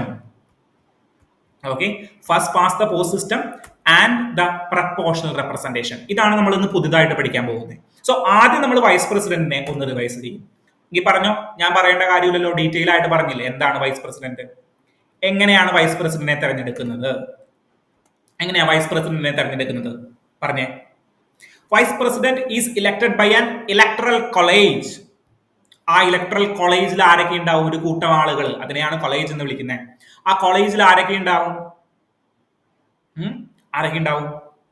ലോകസഭയിലെയും രാജ്യസഭയിലെയും എല്ലാ ആളുകളും. Elected and nominated representatives of Lok Sabha and Rajya Sabha. സംസ്ഥാനങ്ങളിൽ നിന്ന് ആരെങ്കിലും ഉണ്ടാകുമോ? ഇല്ല. എന്താ അങ്ങനെ ചോദ്യം വരാനായിട്ടുള്ള കാരണം? അപ്പൊ കാരണം നോക്കി പോയപ്പോഴാണ് പ്രസിഡന്റിനെ തെരഞ്ഞെടുക്കുന്ന ഒരു സിറ്റുവേഷൻ ഉണ്ട്. പ്രസിഡന്റിനെ തെരഞ്ഞെടുക്കുന്നതും ഇലക്ട്രൽ കോളേജ് വെച്ചിട്ടാണ്. അത് ഒരു കൂട്ടം ആളുകൾ പ്രസിഡന്റിനെ തെരഞ്ഞെടുക്കാനായിട്ട് ഉണ്ടാകും. പ്രസിഡന്റിനെ തെരഞ്ഞെടുക്കുന്നത്, പ്രസിഡന്റ് ഓഫ് ഇന്ത്യയെ തെരഞ്ഞെടുക്കുന്നത് സെയിം ഇതുപോലെ ഇൻഡയറക്റ്റ് ഇലക്ഷൻ നടത്തിയിട്ടാണ്. ആ ഇലക്ട്രൽ കോളേജിൽ ആരൊക്കെ ഉണ്ടാകും? ആ ഇലക്ട്രൽ കോളേജിൽ all elected representatives of Rajya Sabha and Lok Sabha and state legislative assemblies. താഴെ സ്റ്റേറ്റ് ലെജിസ്ലേറ്റീവ് അസംബ്ലികളിലും ആരുണ്ടാകും?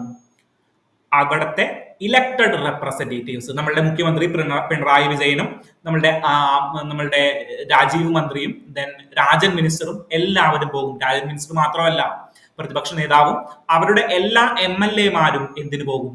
പ്രസിഡന്റ് ഇലക്ഷന് വോട്ട് ചെയ്യാനായിട്ട് പോകും. സോ ആ ഒരു കാരണമില്ല സ്റ്റേറ്റ് ലെജിസ്ലേറ്റീവിൽ ആരുമില്ല. ദെൻ നോമിനേറ്റഡ് മെമ്പേഴ്സ് പോകുമോ? അതായത് 12 പേരെ രാജ്യസഭയിലേക്ക് ആര് നോമിനേറ്റ് ചെയ്യുന്നുണ്ട്? നമ്മളുടെ പ്രസിഡന്റ് നോമിനേറ്റ് ചെയ്യുന്നുണ്ട്. സോ പ്രസിഡന്റ് ഇലക്ഷന് ഇവർ വന്ന് വോട്ട് ചെയ്യോ? ഇല്ല. പ്രസിഡന്റ് ഇലക്ഷൻ ഇലക്ടഡ് റെപ്രസെന്റേറ്റീവ്സിന് മാത്രമുള്ളതാണ്. എന്നാൽ വൈസ് പ്രസിഡന്റ് ഇലക്ഷന് ആർക്ക് വോട്ട് ചെയ്യാം? നമ്മളുടെ എല്ലാ മെമ്പേഴ്സിനും, രാജ്യസഭയിലെയും ലോകസഭയിലെയും എല്ലാ മെമ്പേഴ്സിനും വോട്ട് ചെയ്യാനായിട്ട് സാധിക്കും.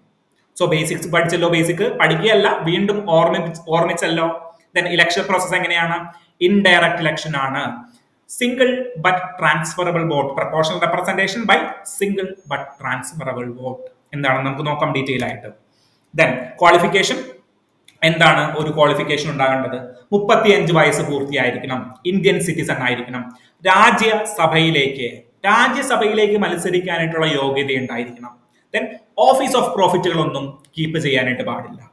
സ്പെഷ്യൽ മെൻഷൻസ്, ഗവർണേഴ്സിന് മത്സരിക്കാം. ഗവർണേഴ്സിന്റെ പൊസിഷൻ ഓഫീസ് ഓഫ് പൊസിഷൻ അല്ല, അല്ലെങ്കിൽ ഓഫീസ് ഓഫ് പ്രോഫിറ്റ് ആയിട്ട് നമ്മൾ കണക്കാക്കുന്നില്ല. ദെൻ മിനിസ്റ്റേഴ്സിന് മത്സരിക്കാമോ? മിനിസ്റ്റേഴ്സിന് മത്സരിക്കാം, അത് ഓഫീസ് ഓഫ് പ്രോഫിറ്റ് അല്ല. ഏത് മിനിസ്റ്റേഴ്സ്? അങ്ങനെയാണെങ്കിൽ ഒരു ചോദ്യം ചോദിക്കട്ടെ, യൂണിയൻ മിനിസ്റ്റേഴ്സിന് മാത്രമാണോ ഓഫീസ് ഓഫ് പ്രോഫിറ്റ് ഉണ്ടാകുന്നത്? അല്ല. സ്റ്റേറ്റ് ലെജിസ്ലേറ്റീവിലെ മിനിസ്റ്റേഴ്സിനും ഓഫീസ് ഓഫ് പ്രോഫിറ്റിൽ നിന്ന് എക്സെപ്ഷൻ കൊടുത്തിട്ടുണ്ട്. ദെൻ വേറെ എന്താണ്? Non office of profit. Then ഇനിയാണ് നമ്മൾ ഇന്നത്തെ കാര്യം. ബേസിക്കുകൾ നമ്മൾ പഠിച്ചു, എങ്ങനെയാണ് പ്രസിഡന്റിനെ ഇലക്ട് ചെയ്യുന്നത്. ഇവിടെ ഞാൻ പറയാൻ വിട്ടുപോയ ഒരു കാര്യമുണ്ട്. പ്രസിഡന്റിനെ ഇലക്ട് ചെയ്യുന്ന സമയത്ത് the election of president and vice president act 1952, അതായത് 1952 ഒരു നിയമത്തിന്റെ അടിസ്ഥാനത്തിൽ election of president and vice president act 1952 വെച്ചിട്ടാണ്, ബേസ് ചെയ്തുകൊണ്ടാണ് നമ്മൾ പ്രസിഡന്റിന്റെ ഇലക്ഷനും കാര്യങ്ങളൊക്കെ നടത്തുന്നത്. നമ്മൾ എന്ന് പറയുമ്പോൾ election Commission of India. Okay, so ഈ ആക്ട് 1997 അമെൻഡ് ചെയ്തിട്ടുണ്ട്. ആ ഒരു കാര്യം ഓർത്തിരിക്കുക. ദെൻ വേറൊരു കാര്യം കൂടിയുണ്ട്. ഒരു പ്രസിഡന്റിനെ നോമിനേറ്റ് ചെയ്യുമ്പോൾ, അതായത് ഒരു വൈസ് പ്രസിഡന്റിന്റെയോ പ്രസിഡന്റ് സ്ഥാനാർത്ഥിയെയോ നോമിനേറ്റ് ചെയ്യുമ്പോൾ എത്ര പേര് അവരെ സപ്പോർട്ട് ചെയ്തിരിക്കണം? പ്രസിഡന്റ് ആണെങ്കിൽ 50 പേര് ഇവരെ പ്രപ്പോസ് ചെയ്തിരിക്കണം.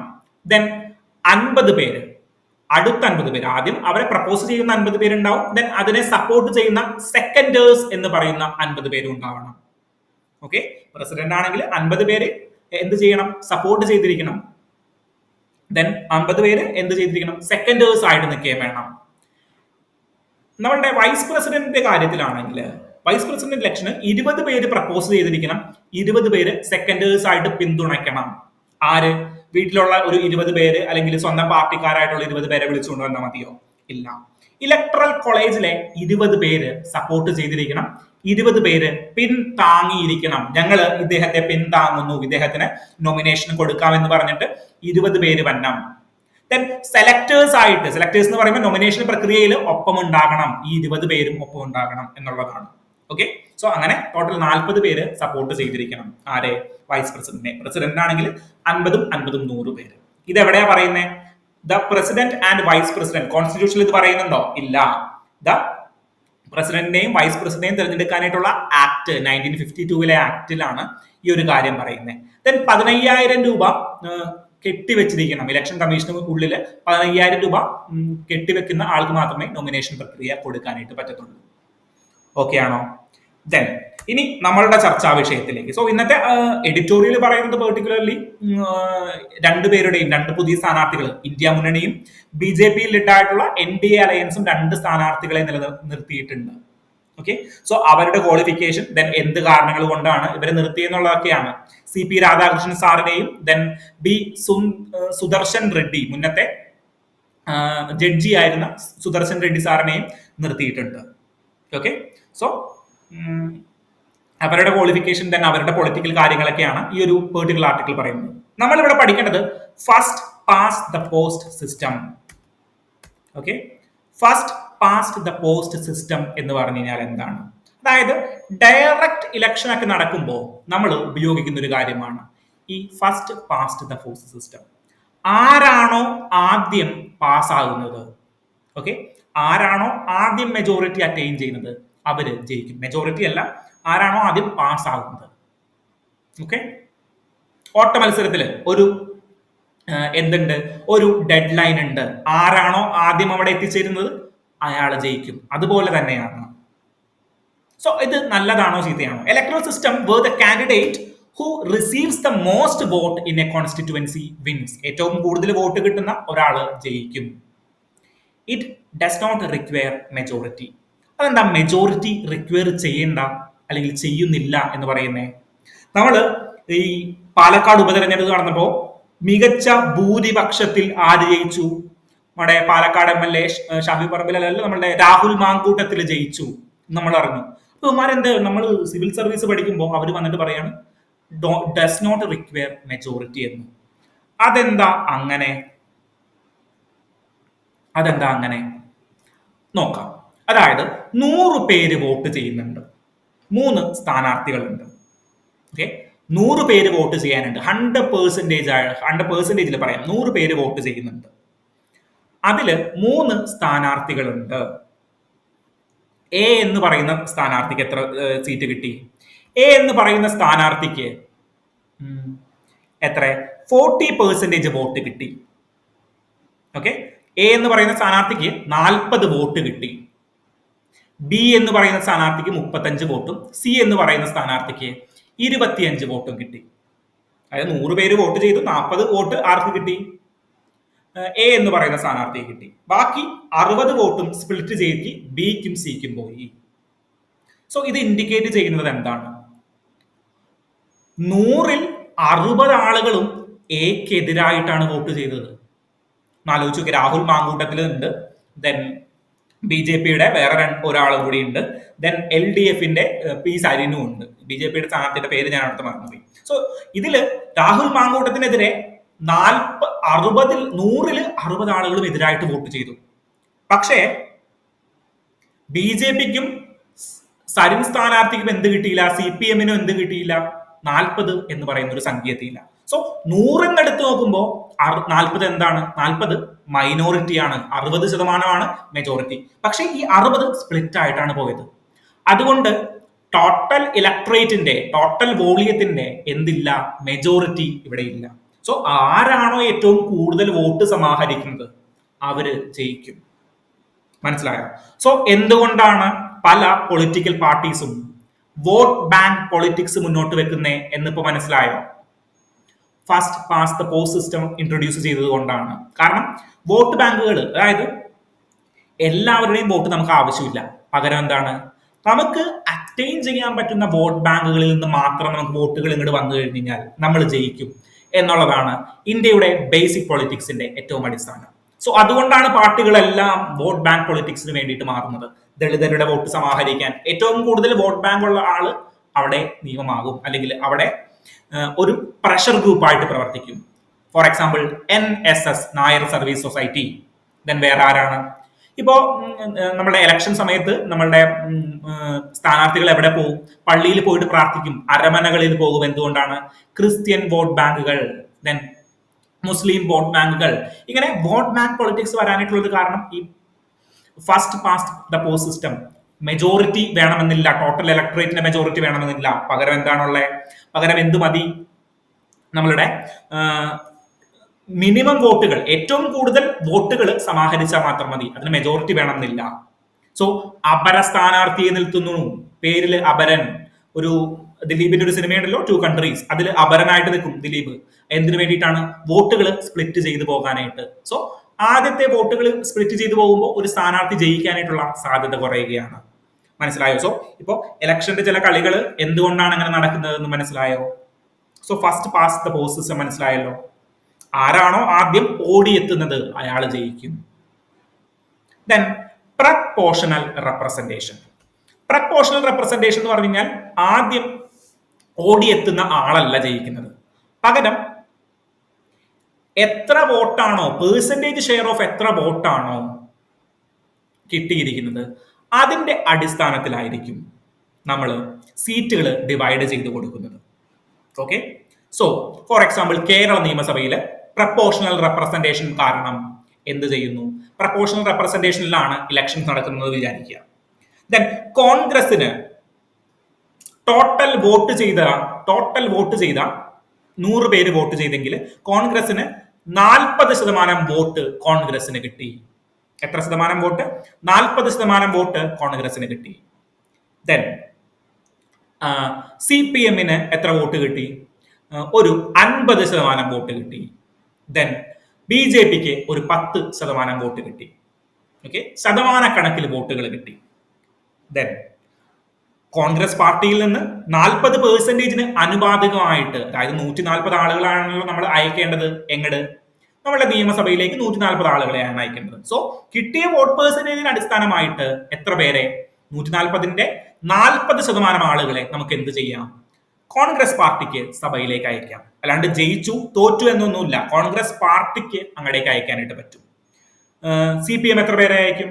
CPM 50% ആളുകളെ, 140-ന്റെ 50% നമ്മൾ അയക്കും. BJP ആണെങ്കിൽ BJP 10% വോട്ട് കിട്ടിയാൽ 10% ആളുകളെ അയക്കും. So an electoral system where seats are allotted to parties in a proportion to the vote they receive. എത്ര വോട്ടാണോ റിസീവ് ചെയ്തത് അതിന്റെ പ്രപ്പോർഷനിലായിരിക്കും എന്ത് കിട്ടുന്ന വോട്ടുകൾ അല്ലെങ്കിൽ അധികാരത്തിന്റെ ഷെയറുകൾ കിട്ടുന്നത്. ഓക്കെ. സോ ഏറ്റവും കൂടുതൽ വോട്ട് കിട്ടുന്നത്, സോ ഇതൊരു മെജോറിറ്റി ബേസിസിലാണ്.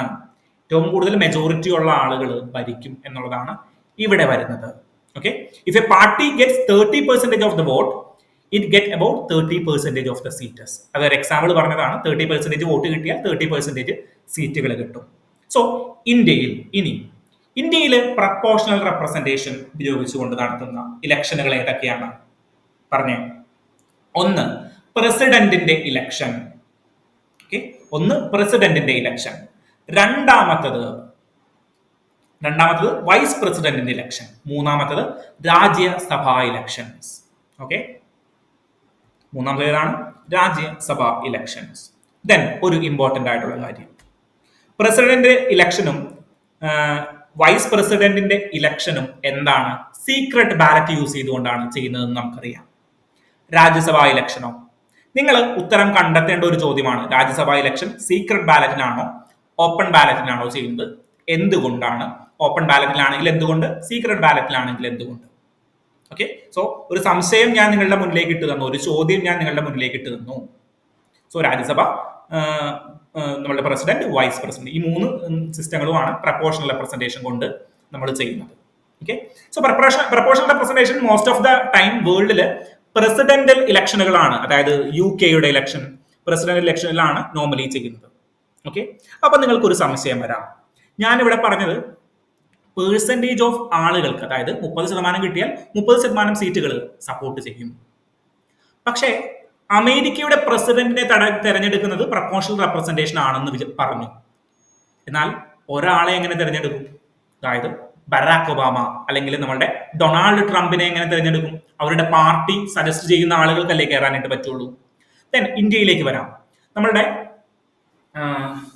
പ്രസിഡന്റിന്റെ തെരഞ്ഞെടുപ്പ്, രണ്ട് പേര് പ്രസിഡന്റ് സ്ഥാനാർത്ഥിയായിട്ട് നോർമലി മത്സരിക്കും. രണ്ടോ അതിൽ കൂടുതൽ ആളുകൾ മത്സരിക്കാം. 2 പേരെന്ന് വെക്കുക, 2 പേര് മത്സരിക്കും.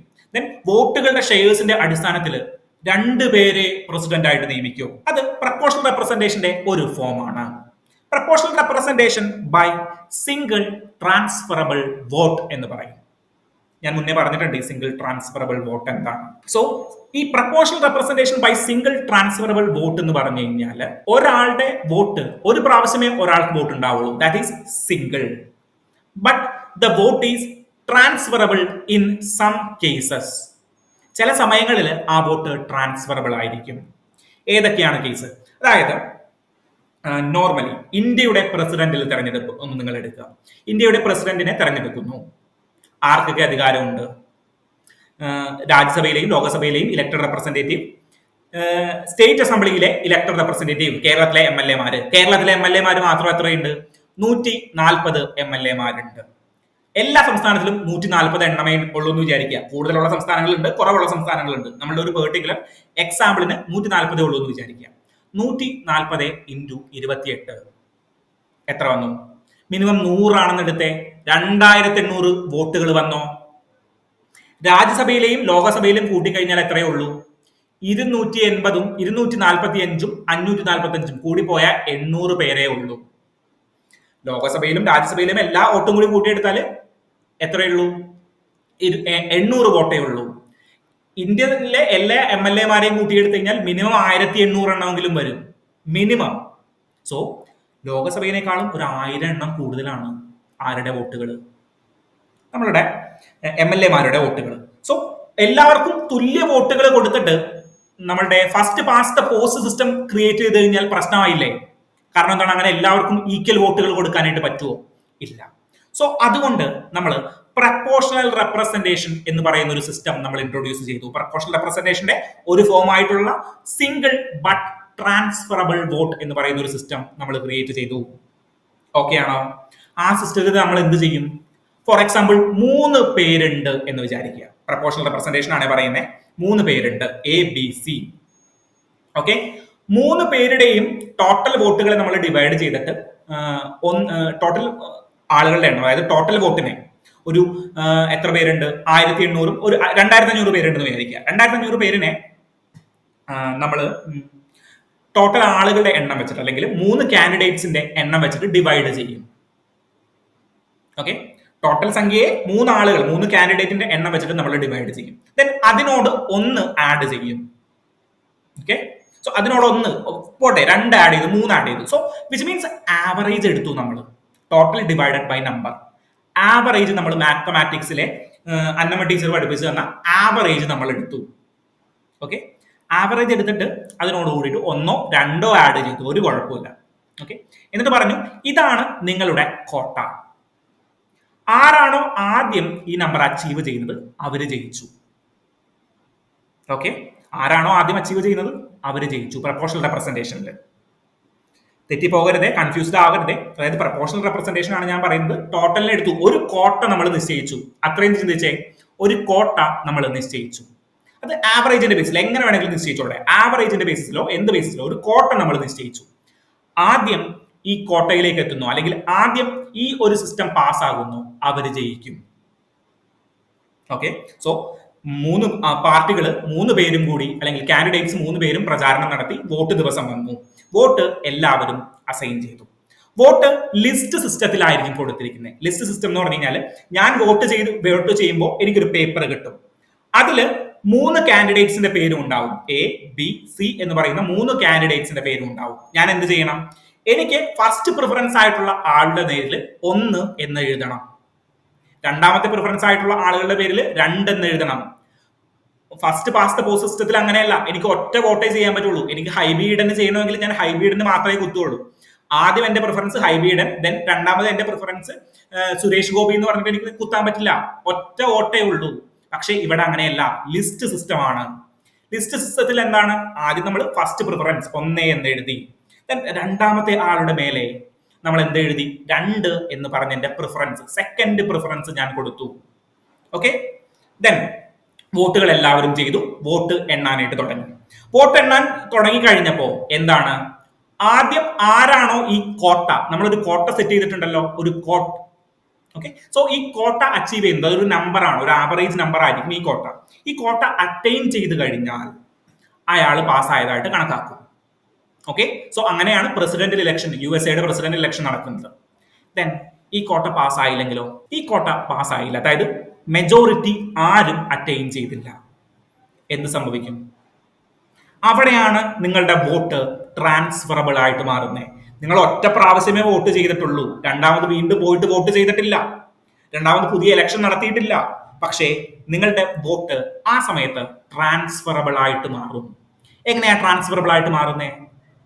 ഏറ്റവും കുറഞ്ഞ വോട്ടുകൾ, ആദ്യ ചാൻസിലെ വോട്ട് എണ്ണം എടുത്തു കഴിഞ്ഞപ്പോൾ ഒന്നാമത്തെ സ്ഥാനാർത്ഥിക്ക് കിട്ടിയ വോട്ട് ഉണ്ടാവും, രണ്ടാമത്തെ സ്ഥാനാർത്ഥിക്ക് കിട്ടിയ വോട്ട് ഉണ്ടാവും, മൂന്നാമത്തെ സ്ഥാനാർത്ഥിക്ക് കിട്ടിയ വോട്ട് ഉണ്ടാവും.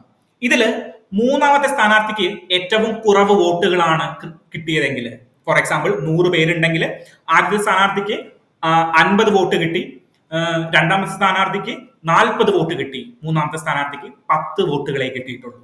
സോ ഈ മൂന്നാമത്തെ ആളെ നമ്മൾ അങ്ങോട്ട് ഒഴിവാക്കും. ഓക്കെ, മൂന്നാമത്തെ സ്ഥാനാർത്ഥിയോട് പറയും, നിങ്ങൾ തോറ്റു, വീട്ടിൽ പോയിരുന്നോ? ഒരു കുഴപ്പമില്ല, വീട്ടിൽ പോയിരുന്നോ? സോ ഇദ്ദേഹത്തിന്റെ വോട്ട് ചെയ്ത ആളുകൾ ഉണ്ടല്ലോ ഫസ്റ്റ് പ്രിഫറൻസിൽ, മൂന്നാമത്തെ സ്ഥാനാർത്ഥിയെ വോട്ട് ചെയ്ത ആളുകൾ, അവരുടെ വോട്ട് ട്രാൻസ്ഫറബിൾ ആകും. മനസ്സിലായോ? പേരിന്റെ അർത്ഥം ഇപ്പോഴായിരിക്കും പലർക്കും പിടികിട്ടുന്നത്. Single but transferable vote. മൂന്നാമത്തെ സ്ഥാനാർത്ഥിയുടെ വോട്ട് എന്ത് ചെയ്യും? ട്രാൻസ്ഫർ ചെയ്യും. ദെൻ ഈ മൂന്നാമത്തെ സ്ഥാനാർത്ഥിക്ക് വോട്ട് ചെയ്ത 10 പേരില്ലേ, അവരുടെ സെക്കൻഡ് പ്രിഫറൻസ് എടുക്കും. കാരണം ഒന്നാമത്തെ പ്രിഫറൻസ് ഓൾറെഡി ഇയാളാണ്, ഇയാളെ നമ്മൾ പുറത്താക്കി, നിങ്ങൾ തോറ്റുപോയി എന്ന് പറഞ്ഞ് കളിയാക്കി നമ്മൾ വിട്ടു. പൊട്ടി ബാലറ്റ് പൊട്ടിയപ്പോ ചേട്ടൻ പൊട്ടി എന്നൊക്കെ പറഞ്ഞിട്ട് നമ്മൾ വിട്ടു. എന്നിട്ട് രണ്ടാമത്തെ പ്രിഫറൻസ് ആളെടുത്തു. രണ്ടാമത്തെ പ്രിഫറൻസ് ആരാണ് വോട്ട് ചെയ്തിരിക്കുന്നത്? ഇയാൾക്കാണോ? അതായത് ഇനിയിപ്പോ എയും ബിയും തമ്മിലാ മത്സരം. സോ ബി ആണോ എ ആണോ? സോ അവരിലേക്ക് ഈ വോട്ടുകൾ വന്നു ചേരും. സോ അപ്പോ ഓട്ടോമാറ്റിക്കലി എന്ത് അറ്റൈൻ ചെയ്യും? നമ്മളുടെ കോട്ട അറ്റൈൻ ചെയ്യും. ആരെങ്കിലും ഒരാൾ ഈ കോട്ട അറ്റൈൻ ചെയ്യുകയും അവര് പ്രസിഡന്റ് ആയിട്ട് മാറുകയും ചെയ്യും. സോ എങ്ങനെയാണ് proportional representation by single transferable vote system പ്രവർത്തിക്കുന്നതെന്ന് മനസ്സിലായോ? മനസ്സിലായെന്ന് വിചാരിക്കുന്നു. Your vote is single, but sometimes when the quota is not achieved, the vote is sometimes transferable. Okay, so vote is sometimes transferable. Okay, ഇനി പറ, എന്തുകൊണ്ടാണ് direct ഇലക്ഷന്റെ സമയത്ത് നമ്മൾ പ്രപ്പോർഷണൽ റെപ്രസെന്റേഷൻ നമ്മൾ ക്രിയേറ്റ് ചെയ്യപ്പെടാത്തത്, അല്ലെങ്കിൽ പ്രപ്പോർഷണൽ റെപ്രസെന്റേഷൻ യൂസ് ചെയ്യാത്തത്? അതായത് ഇത് സാധാരണ ജനങ്ങളെ പറഞ്ഞ് പഠിപ്പിക്കുക എന്ന് പറഞ്ഞു കഴിഞ്ഞാൽ കുറച്ച് മനക്കെട്ട പണിയാണ്.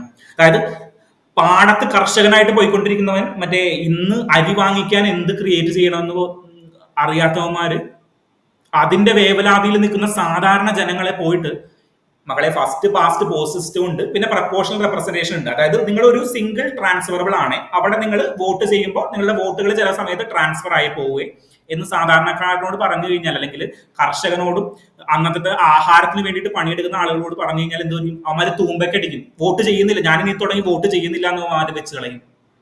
മനസ്സിലായോ? So why we choose first past post system in the elections? India ദരിദ്രമായിരുന്നു. സ്ഥാനാർത്ഥിയുടെ പേര് പോലും വായിക്കാൻ അറിയാൻ പാടില്ലാത്ത ആളുകളായിരുന്നു അന്നുണ്ടായിരുന്നത്. Illiteracy, high rate of illiteracy. അതുകൊണ്ടാണ് സുകുമാർ സെൻ ആദ്യമായിട്ട് എന്ത് ഇൻട്രൊഡ്യൂസ് ചെയ്തേ? സിംബലുകൾ ഇൻട്രൊഡ്യൂസ് ചെയ്തേ. കൈപ്പത്തി, കലപ്പയേന്തിയ കർഷകൻ, ഇതൊക്കെയായിരുന്നു അന്നത്തെ സിംബല്. അപ്പൊ മനസ്സിലാവും വായിക്കാൻ അറിയാൻ പാടില്ല, ജവഹർലാൽ നെഹ്റു എന്ന് വായിക്കാനായിട്ട് അറിയാൻ പാടില്ല. പക്ഷേ കലപ്പയേന്തിയ കർഷകൻ കണ്ടു കഴിഞ്ഞാൽ എനിക്കറിയാം ഞാൻ വോട്ട് ചെയ്യുന്നത് നമ്മുടെ ജവഹറിനാണ് എന്നറിയാൻ പറ്റുമായിരുന്നു അന്നത്തെ ആളുകൾക്ക്. മനസ്സിലായോ? സോ ഇതിന്റെ ഒരു റിജിഡിറ്റി ആണ്, അല്ലെങ്കിൽ സാധാരണ ആളുകൾക്ക് പറഞ്ഞു കൊടുക്കാനായിട്ട് പറ്റാത്തൊരു കാര്യമായതുകൊണ്ടാണ് നമ്മൾ ഫസ്റ്റ് പാസ്റ്റ് ദ പോസ്റ്റ് സിസ്റ്റത്തിലേക്കൊക്കെ പോയത്. അല്ലെങ്കിൽ കുറച്ചും കൂടി റിഫൈൻഡ് ആയിട്ടുള്ളത് ഈ പ്രപ്പോർഷണൽ റെപ്രസെന്റേഷൻ ആണ്. ദെൻ വേറെ എന്താണ് proportional representation, single first past the post system നമ്മൾ ഡീറ്റെയിൽ ആയിട്ട് പഠിച്ചു. ഓക്കെ, സോ കൃത്യമായിട്ട് മനസ്സിലായല്ലോ എന്താണ് single transferable vote, proportional representation. ഇനി തെറ്റരുത്, എന്തെങ്കിലും സംശയം ഉണ്ടെങ്കിൽ ലക്ഷ്മികാന്തിലെ പ്രസിഡന്റിന്റെ ചാപ്റ്റർ എടുക്കുക നിങ്ങൾ, പ്രസിഡന്റ് വൈസ് പ്രസിഡന്റ്, അതിൽ പ്രസിഡന്റിന്റെ ചാപ്റ്റർ എടുക്കുക. അതില് തുടക്കത്തില് ഈ സിംഗിൾ ട്രാൻസ്ഫറബിൾ വോട്ടും പ്രപ്പോർഷണൽ റെപ്രസെന്റേഷൻ എന്താണെന്നൊന്ന് ഡിഫൈൻ ചെയ്തിട്ടുണ്ട്. അതൊന്ന് എടുത്തു നോക്കിയേക്കാം, എന്തെങ്കിലും സംശയം ഉണ്ടെങ്കിൽ കൃത്യമായിട്ട് മനസ്സിലാക്കാനായിട്ട് സാധിക്കും. ഓക്കെ, ഇനി നമുക്ക് മൂന്നാമത്തെ ആർട്ടിക്കിളിലേക്ക് പോകണം. മൂന്നാമത്തെ article is related to transgenders right in India. Punishing process, അതായത് ട്രാൻസ്ജെൻഡേഴ്സിനെ നമ്മൾ അംഗീകരിച്ചിട്ടുണ്ട്, നിയമം മൂലം നമ്മൾ അംഗീകരിച്ച ഒരു ജെൻഡർ കമ്മ്യൂണിറ്റിയാണ്. പക്ഷേ അവരുടെ പല കാര്യങ്ങൾക്കും, അതായത് അവരുടെ ബർത്ത് സർട്ടിഫിക്കറ്റ് ചേഞ്ച് ചെയ്യുക, ദെൻ അവരുടെ ഡിഗ്രി സർട്ടിഫിക്കറ്റുകളിൽ അവരുടെ ലിംഗമാറ്റങ്ങൾ നടത്തുക, സോ ഇങ്ങനെയുള്ള കാര്യങ്ങളിലൊക്കെ ബ്യൂറോക്രാറ്റിക് റെഡ് ടേപ്പിസം ഇപ്പോഴും നടക്കുന്നുണ്ട്. ഓക്കെ, ഇതെല്ലാം മാറ്റാനായിട്ട് ചില ആളുകൾക്ക് പ്രയാസമാണ്. ഇതെന്തിനാണ് ഇവർ മാറ്റുന്നേ? ദെൻ കൂടുതൽ ലോസ് അവർ ഇംപ്ലിമെന്റ് ചെയ്യാനായിട്ട് ചില ആളുകൾ വെയിറ്റ് ചെയ്തുകൊണ്ടിരിക്കുകയാണ്. സോ അതിനെതിരെയുള്ള ഒരു ആർട്ടിക്കിളാണ് ഈ പെർട്ടിക്കുലർ എഡിറ്റോറിയലിൽ പറയുന്നത്. സോ നമുക്ക് ഇവിടെ നോക്കേണ്ടത് ട്രാൻസ്ജെൻഡേഴ്സിന്റെ ലീഗൽ റൈറ്റുകളും ലീഗൽ ചലഞ്ചസുകളും, അല്ലെങ്കിൽ എന്തൊക്കെയാണ് അവരുടെ ചലഞ്ചസുകൾ എന്നുള്ളതെല്ലാമാണ് നമുക്ക് ഈ ഒരു ആർട്ടിക്കിളിൽ നോക്കേണ്ടത്. Okay, so who is A transgender person? ഇന്ത്യയിൽ, അതിനു മുൻപ് ഒരു കഥ പറയട്ടെ, ഇന്ത്യയിൽ ട്രാൻസ്ജെൻഡേഴ്സിനെ അംഗീകരിച്ചുകൊണ്ട്, അതായത് നിയമം മൂലം അംഗീകരിച്ചിട്ട് അധികം വർഷമൊന്നും ആയിട്ടില്ല. ഓക്കെ, 2009 കൂടിയൊക്കെയാണ്, അതായത് ഒരു 21ാം നൂറ്റാണ്ടിലൊക്കെയാണ് ട്രാൻസ്ജെൻഡേഴ്സിനെ നമ്മളുടെ ഒരു സമൂഹമായിട്ടും നമ്മളുടെ ഇടപഴകുന്നവരൊക്കെ ആയിട്ട് നമ്മൾ കാണാനായിട്ട് കൂട്ടാക്കിക്കൊണ്ടിരുന്നുള്ളൂ. ഞാനിപ്പോഴും ഓർക്കുന്നുണ്ട്, കുറച്ച് നാളുകൾക്ക് മുൻപേ മാതൃഭൂമി പത്രത്തില് ഒരു കോളം ഉണ്ടായിരുന്നു, ട്രാൻസ്ജെൻഡേഴ്സിന്റെ മലയാളം എന്താണ്, അല്ലെങ്കിൽ ട്രാൻസ്ജെൻഡേഴ്സിനെ എങ്ങനെ മലയാളത്തിൽ ഇൻട്രൊഡ്യൂസ് ചെയ്യും, ശ്രീമതി എന്ത് ഇൻട്രൊഡ്യൂസ് ചെയ്യും, മലയാളത്തിലെ ട്രാൻസ്ജെൻഡേഴ്സിന് നമ്മൾ എന്താ പറയുന്നത്, അല്ലെങ്കിൽ ട്രാൻസ്ജെൻഡർ പേഴ്സണിനെ നമ്മൾ എന്താ പറയുന്നത്? ഒരു കൃത്യമായിട്ടുള്ള ഒരു മലയാളം വേർഡ് ഉണ്ടോ? നമുക്ക് പലർക്കും അറിയില്ല ഇങ്ങനെ മലയാളം വേർഡ് ഉണ്ടോ. കാരണം we are not bothered. So as a civil servant we should bother. എന്തുകൊണ്ടാണ്? സാധാരണക്കാർക്ക് വേണ്ടിയിട്ടാണ് നമ്മൾ എന്ത് ചെയ്തിരിക്കുന്നത്, നമ്മൾ ഈ പരീക്ഷ എഴുതി പാസ്സായിട്ട് നമ്മൾ ഇവിടെ നിലകൊള്ളാനായിട്ടുള്ളത്. So we should bother. Okay, so ട്രാൻസ്ജെൻഡേഴ്സിനെ ഇന്ത്യൻ കമ്മ്യൂണിറ്റി, ഇന്ത്യൻ ലീഗലൈസ് സിസ്റ്റത്തിലേക്ക് വന്നിട്ട് അധിക കാലമൊന്നും ആയിട്ടില്ല. ഓക്കെ, 2009 നമ്മുടെ ഇലക്ഷൻ കമ്മീഷൻ പോലും ട്രാൻസ്ജെൻഡേഴ്സിനെ അംഗീകരിക്കുന്നത്. 2009 ഇലക്ഷൻ കമ്മീഷൻ എവിടെയാ പറഞ്ഞു നിർത്തിയത്? 2009 നാഷണൽ ലീഗൽ നമ്മുടെ ഇലക്ഷൻ കമ്മീഷൻ ഓഫ് ഇന്ത്യ എന്ത് ചെയ്തു? അതേഴ്സ് എന്ന് പറയുന്ന ഒരു രജിസ്ട്രേഷൻ ഫോമുകളിൽ അതേഴ്സ് എന്ന് പറയുന്ന ഒരു കോളം കൂടി ഇൻട്രൊഡ്യൂസ് ചെയ്തു. ഓക്കെ, ജെൻഡർ എന്ന് പറഞ്ഞു കഴിഞ്ഞാൽ ബൈനറി അല്ല. Okay, whether the gender is A binary എന്ന് ഈ അടുത്ത് ഒരു UPSC മോക്ക് ഇന്റർവ്യൂവിൽ ഞാൻ കണ്ടിട്ടുണ്ടായിരുന്നു, ഒരു ചോദ്യം ചോദിച്ചത്. സോ അവിടെ പറയുന്ന ഒരു കാര്യമുണ്ട്, National Legal Service Authority versus Union of India കേസിൽ, National Legal Service Authority versus Union of India കേസിൽ ട്രാൻസ്ജെൻഡേഴ്സിനെ തേർഡ് ജെൻഡർ ആയിട്ട് ആരംഗീകരിച്ചു? നമ്മളുടെ കോടതികൾ അംഗീകരിച്ചു, അല്ലെങ്കിൽ സുപ്രീം കോടതി അംഗീകരിച്ചു. So it's a landmark judgment. So നമ്മളുടെ റീനു മാമിന്റെ ഒരു ഇന്റർവ്യൂവിലാണ് ആ ഒരു ചോദ്യം ചോദിച്ചിട്ടുണ്ടായിരുന്നത്. സോ റീനു മാമിന്റെ ഒരു മോക്ക് ഇന്റർവ്യൂവിലാണ് ചോദ്യം ചോദിച്ചത്. എന്താണ് ഇതിൽ ചോദിച്ചത്? Whether the gender is binary. ഇന്ത്യയിൽ ജെൻഡർ ബൈനറി ആണോ? മാം പറഞ്ഞു അല്ല. 2014 national Legal Service Authority versus Union of India കേസിൽ തേർഡ് ജെൻഡർ ആയിട്ട് ട്രാൻസ്ജെൻഡേഴ്സിനെ നമ്മൾ അംഗീകരിച്ചിട്ടുണ്ട്. So gender cannot be binary എന്നൊരു കാര്യമാണ് അവിടെ പറഞ്ഞത്. ദെൻ എന്താണ്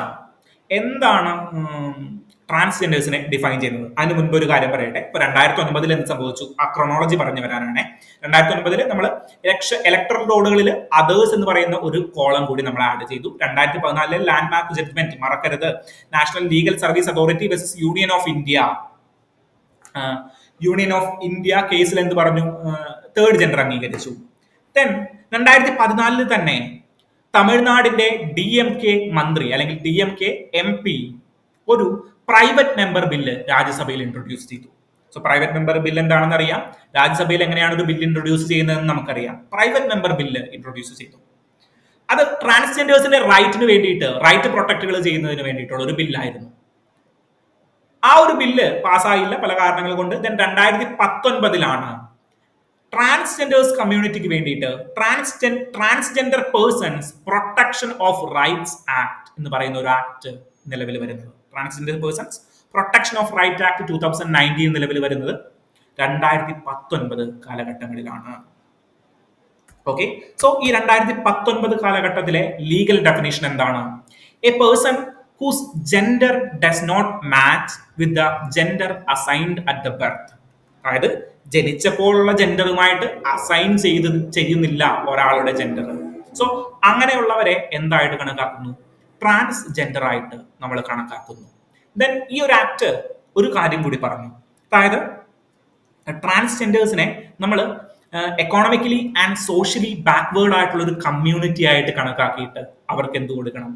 റിസർവേഷൻ അടക്കമുള്ള കാര്യങ്ങൾ കൊടുക്കണം എന്ന് ആര് പറഞ്ഞു? നമ്മളുടെ ഈ ട്രാൻസ്ജെൻഡർ പേഴ്സൺസ് ആക്ട് 2019 ആക്ട് പറഞ്ഞു. 2011 കണക്കുകൾ പ്രകാരം ഏകദേശം 48 ലക്ഷം, 50 ലക്ഷത്തിനോടടുത്താണ് ട്രാൻസ്ജെൻഡർ കമ്മ്യൂണിറ്റി ഇന്ത്യയിലുള്ളത്. Okay, so gender is not binary, which case National Legal Service Authority versus Union of India case. Then എന്തിനു വേണ്ടിയിട്ടാണ് ഈ, അല്ലെങ്കിൽ എന്താണ് ഇതിലെ കീ പ്രൊവിഷൻസ് വരുന്നത്? ആന്റി ഡിസ്ക്രിമിനേഷൻ തടയുക, ഐഡന്റിറ്റി റെക്കഗ്നിഷൻ. എന്റെ ഐഡന്റിറ്റി, ഞാനൊരു പുരുഷനായിരിക്കുന്നു, ഞാനൊരു സ്ത്രീ ആയിരിക്കുന്നു എന്ന് പറയുന്നത് പോലെ തന്നെ ഞാനൊരു ട്രാൻസ്ജെൻഡർ പേഴ്സൺ ആയിരിക്കുന്നു എന്ന് സ്വാതന്ത്ര്യത്തോടുകൂടി പറയാനായിട്ടുള്ള അവകാശം ഇന്ത്യയിൽ വേണം. ഏതാണ് അവകാശങ്ങൾ കൊടുക്കുന്നത്? Fundamental right to equality. എന്താണ്? The state shall not deny any person equality before law or equal protection of loss.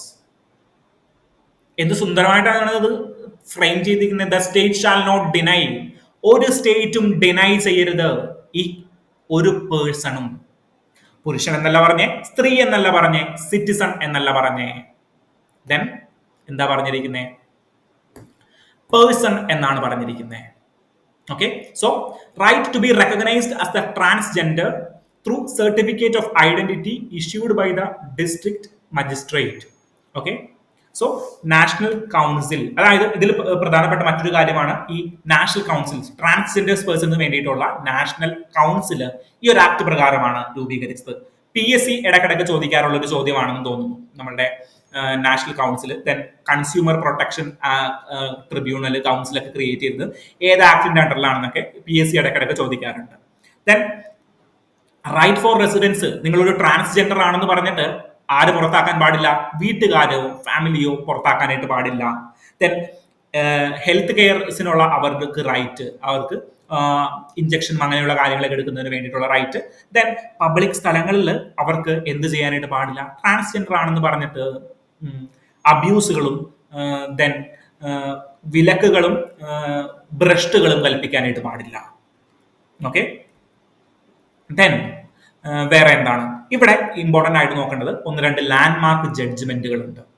Okay, so 1-2 landmark judgment, അതിൽ ഒരെണ്ണം ഞാൻ പറഞ്ഞു. ഓക്കെ, അതിലൊന്നാമത് National Legal Service Authority versus Union of India third gender എന്ന് പറയുന്ന മൂന്നാമത്തെ gender ആയിട്ട് transgender കമ്മ്യൂണിറ്റിയെ അംഗീകരിച്ചു. Okay, then we Vasantha Mogli versus State of Telangana 2021. അതിനു മുൻപ് 2019 18 ഒരു കേസ് ഉണ്ട്. Navtej Singh Johar versus Union of India. The famous and the landmark judgment. ഇന്ത്യയിലെ ബ്രിട്ടീഷുകാരുടെ കാലഘട്ടത്തിൽ നിന്നുണ്ടായിരുന്ന കടി നിയമം എടുത്തു മാറ്റി. എന്തുകൊണ്ടാണ്? സെയിം സെക്സ് റിലേഷൻസുകൾ, അതായത് ഒരേ ലിംഗത്തിലുള്ളവരെ ലൈംഗിക ബന്ധത്തിൽ ഏർപ്പെട്ട് കഴിഞ്ഞു കഴിഞ്ഞാൽ അത് ക്രിമിനൽ കുറ്റമായിരുന്നു. ഓക്കെ, സോ അങ്ങനെ ഒരു കിരാതമായിട്ടുള്ള നിയമത്തെ നമ്മൾ എടുത്തു കളഞ്ഞു, ഡീക്രിമിനലൈസ് ചെയ്തു. ഏത് കേസ് വഴി? Navtej Singh Johar versus Union of India case. Landmark judgment മറക്കരുത്. NALSA versus Union of India and Navjet Singh Johar versus Union of India case. Okay, so ഇടക്കിടക്ക് ഇതെടുത്ത് പറയുക, നാൽസ അല്ലെങ്കിൽ National Legal Service Authority versus Union of India case 2014, Navtej Singh Johar versus Union of India case. Then 2021 തെലങ്കാനയിൽ ഒരു പ്രശ്നം ഉണ്ടായിരുന്നു. തെലങ്കാനയിലെ ഒരു നിയമം ട്രാൻസ്ജെൻഡേഴ്സിനെ എന്ത് ചെയ്യുന്നായിരുന്നു? ട്രാൻസ്ജെൻഡേഴ്സിനെ ലിമിറ്റ് ചെയ്യുന്ന ഒരു നിയമം തെലങ്കാനയിൽ ഉണ്ടായിരുന്നു. ഓക്കെ, ട്രാൻസ്ജെൻഡേഴ്സിന്റെ അധികാരത്തെ ലിമിറ്റ് ചെയ്യുന്ന ഒരു നിയമം. തെലങ്കാന ഇനജ് ആക്ട് എന്ന് പറയുന്നതായിരുന്നു ആ നിയമം. സോ ട്രാൻസ്ജെൻഡേഴ്സിന്റെ അവകാശങ്ങളെ ലിമിറ്റ് ചെയ്യുന്ന ഒരു നിയമം എന്ന് പറഞ്ഞു കഴിഞ്ഞാൽ ഇക്വാലിറ്റിയെ ലിമിറ്റ് ചെയ്യുന്ന ഒരു നിയമമല്ലേ? സോ ആ നിയമം എന്താണ്? വോയിഡ് അല്ലേ? സോ ആ നിയമം എടുത്തു മാറ്റാനായിട്ട് Vasantha Mogli versus State of Telangana എന്ന് പറയുന്ന കേസിൽ പറയുകയുണ്ടായി. So Vasantha Mogli versus State of Telangana. Then 2024 recent ഒരു കേസ് നടന്നു, Mister X versus State of Karnataka case. Okay, Mister X versus State of Karnataka. എന്തുകൊണ്ടാണ് മിസ്റ്റർ എക്സ്? പേര് പറയാൻ എനിക്ക് ഉദ്ദേശമില്ല, എന്റെ പേര് നിങ്ങൾ അങ്ങനെ അറിയണ്ട, അതുകൊണ്ട് എക്സ്. ഞാൻ എല്ലാ ട്രാൻസ്ജെൻഡേഴ്സിനെയും പ്രതിനിധീകരിച്ചുകൊണ്ട് എക്സ് എന്ന് പറയുന്ന ഒരു പേര് രൂപീകരിച്ചു. So mister X versus State of Karnataka. ഈ ട്രാൻസ്ജെൻഡറിന് എന്ത് പറ്റിയെന്ന് പറഞ്ഞു കഴിഞ്ഞാൽ ഈ കുട്ടിക്ക് ബർത്ത് സർട്ടിഫിക്കറ്റ് ചേഞ്ച് ചെയ്ത് കൊടുക്കുന്നില്ല.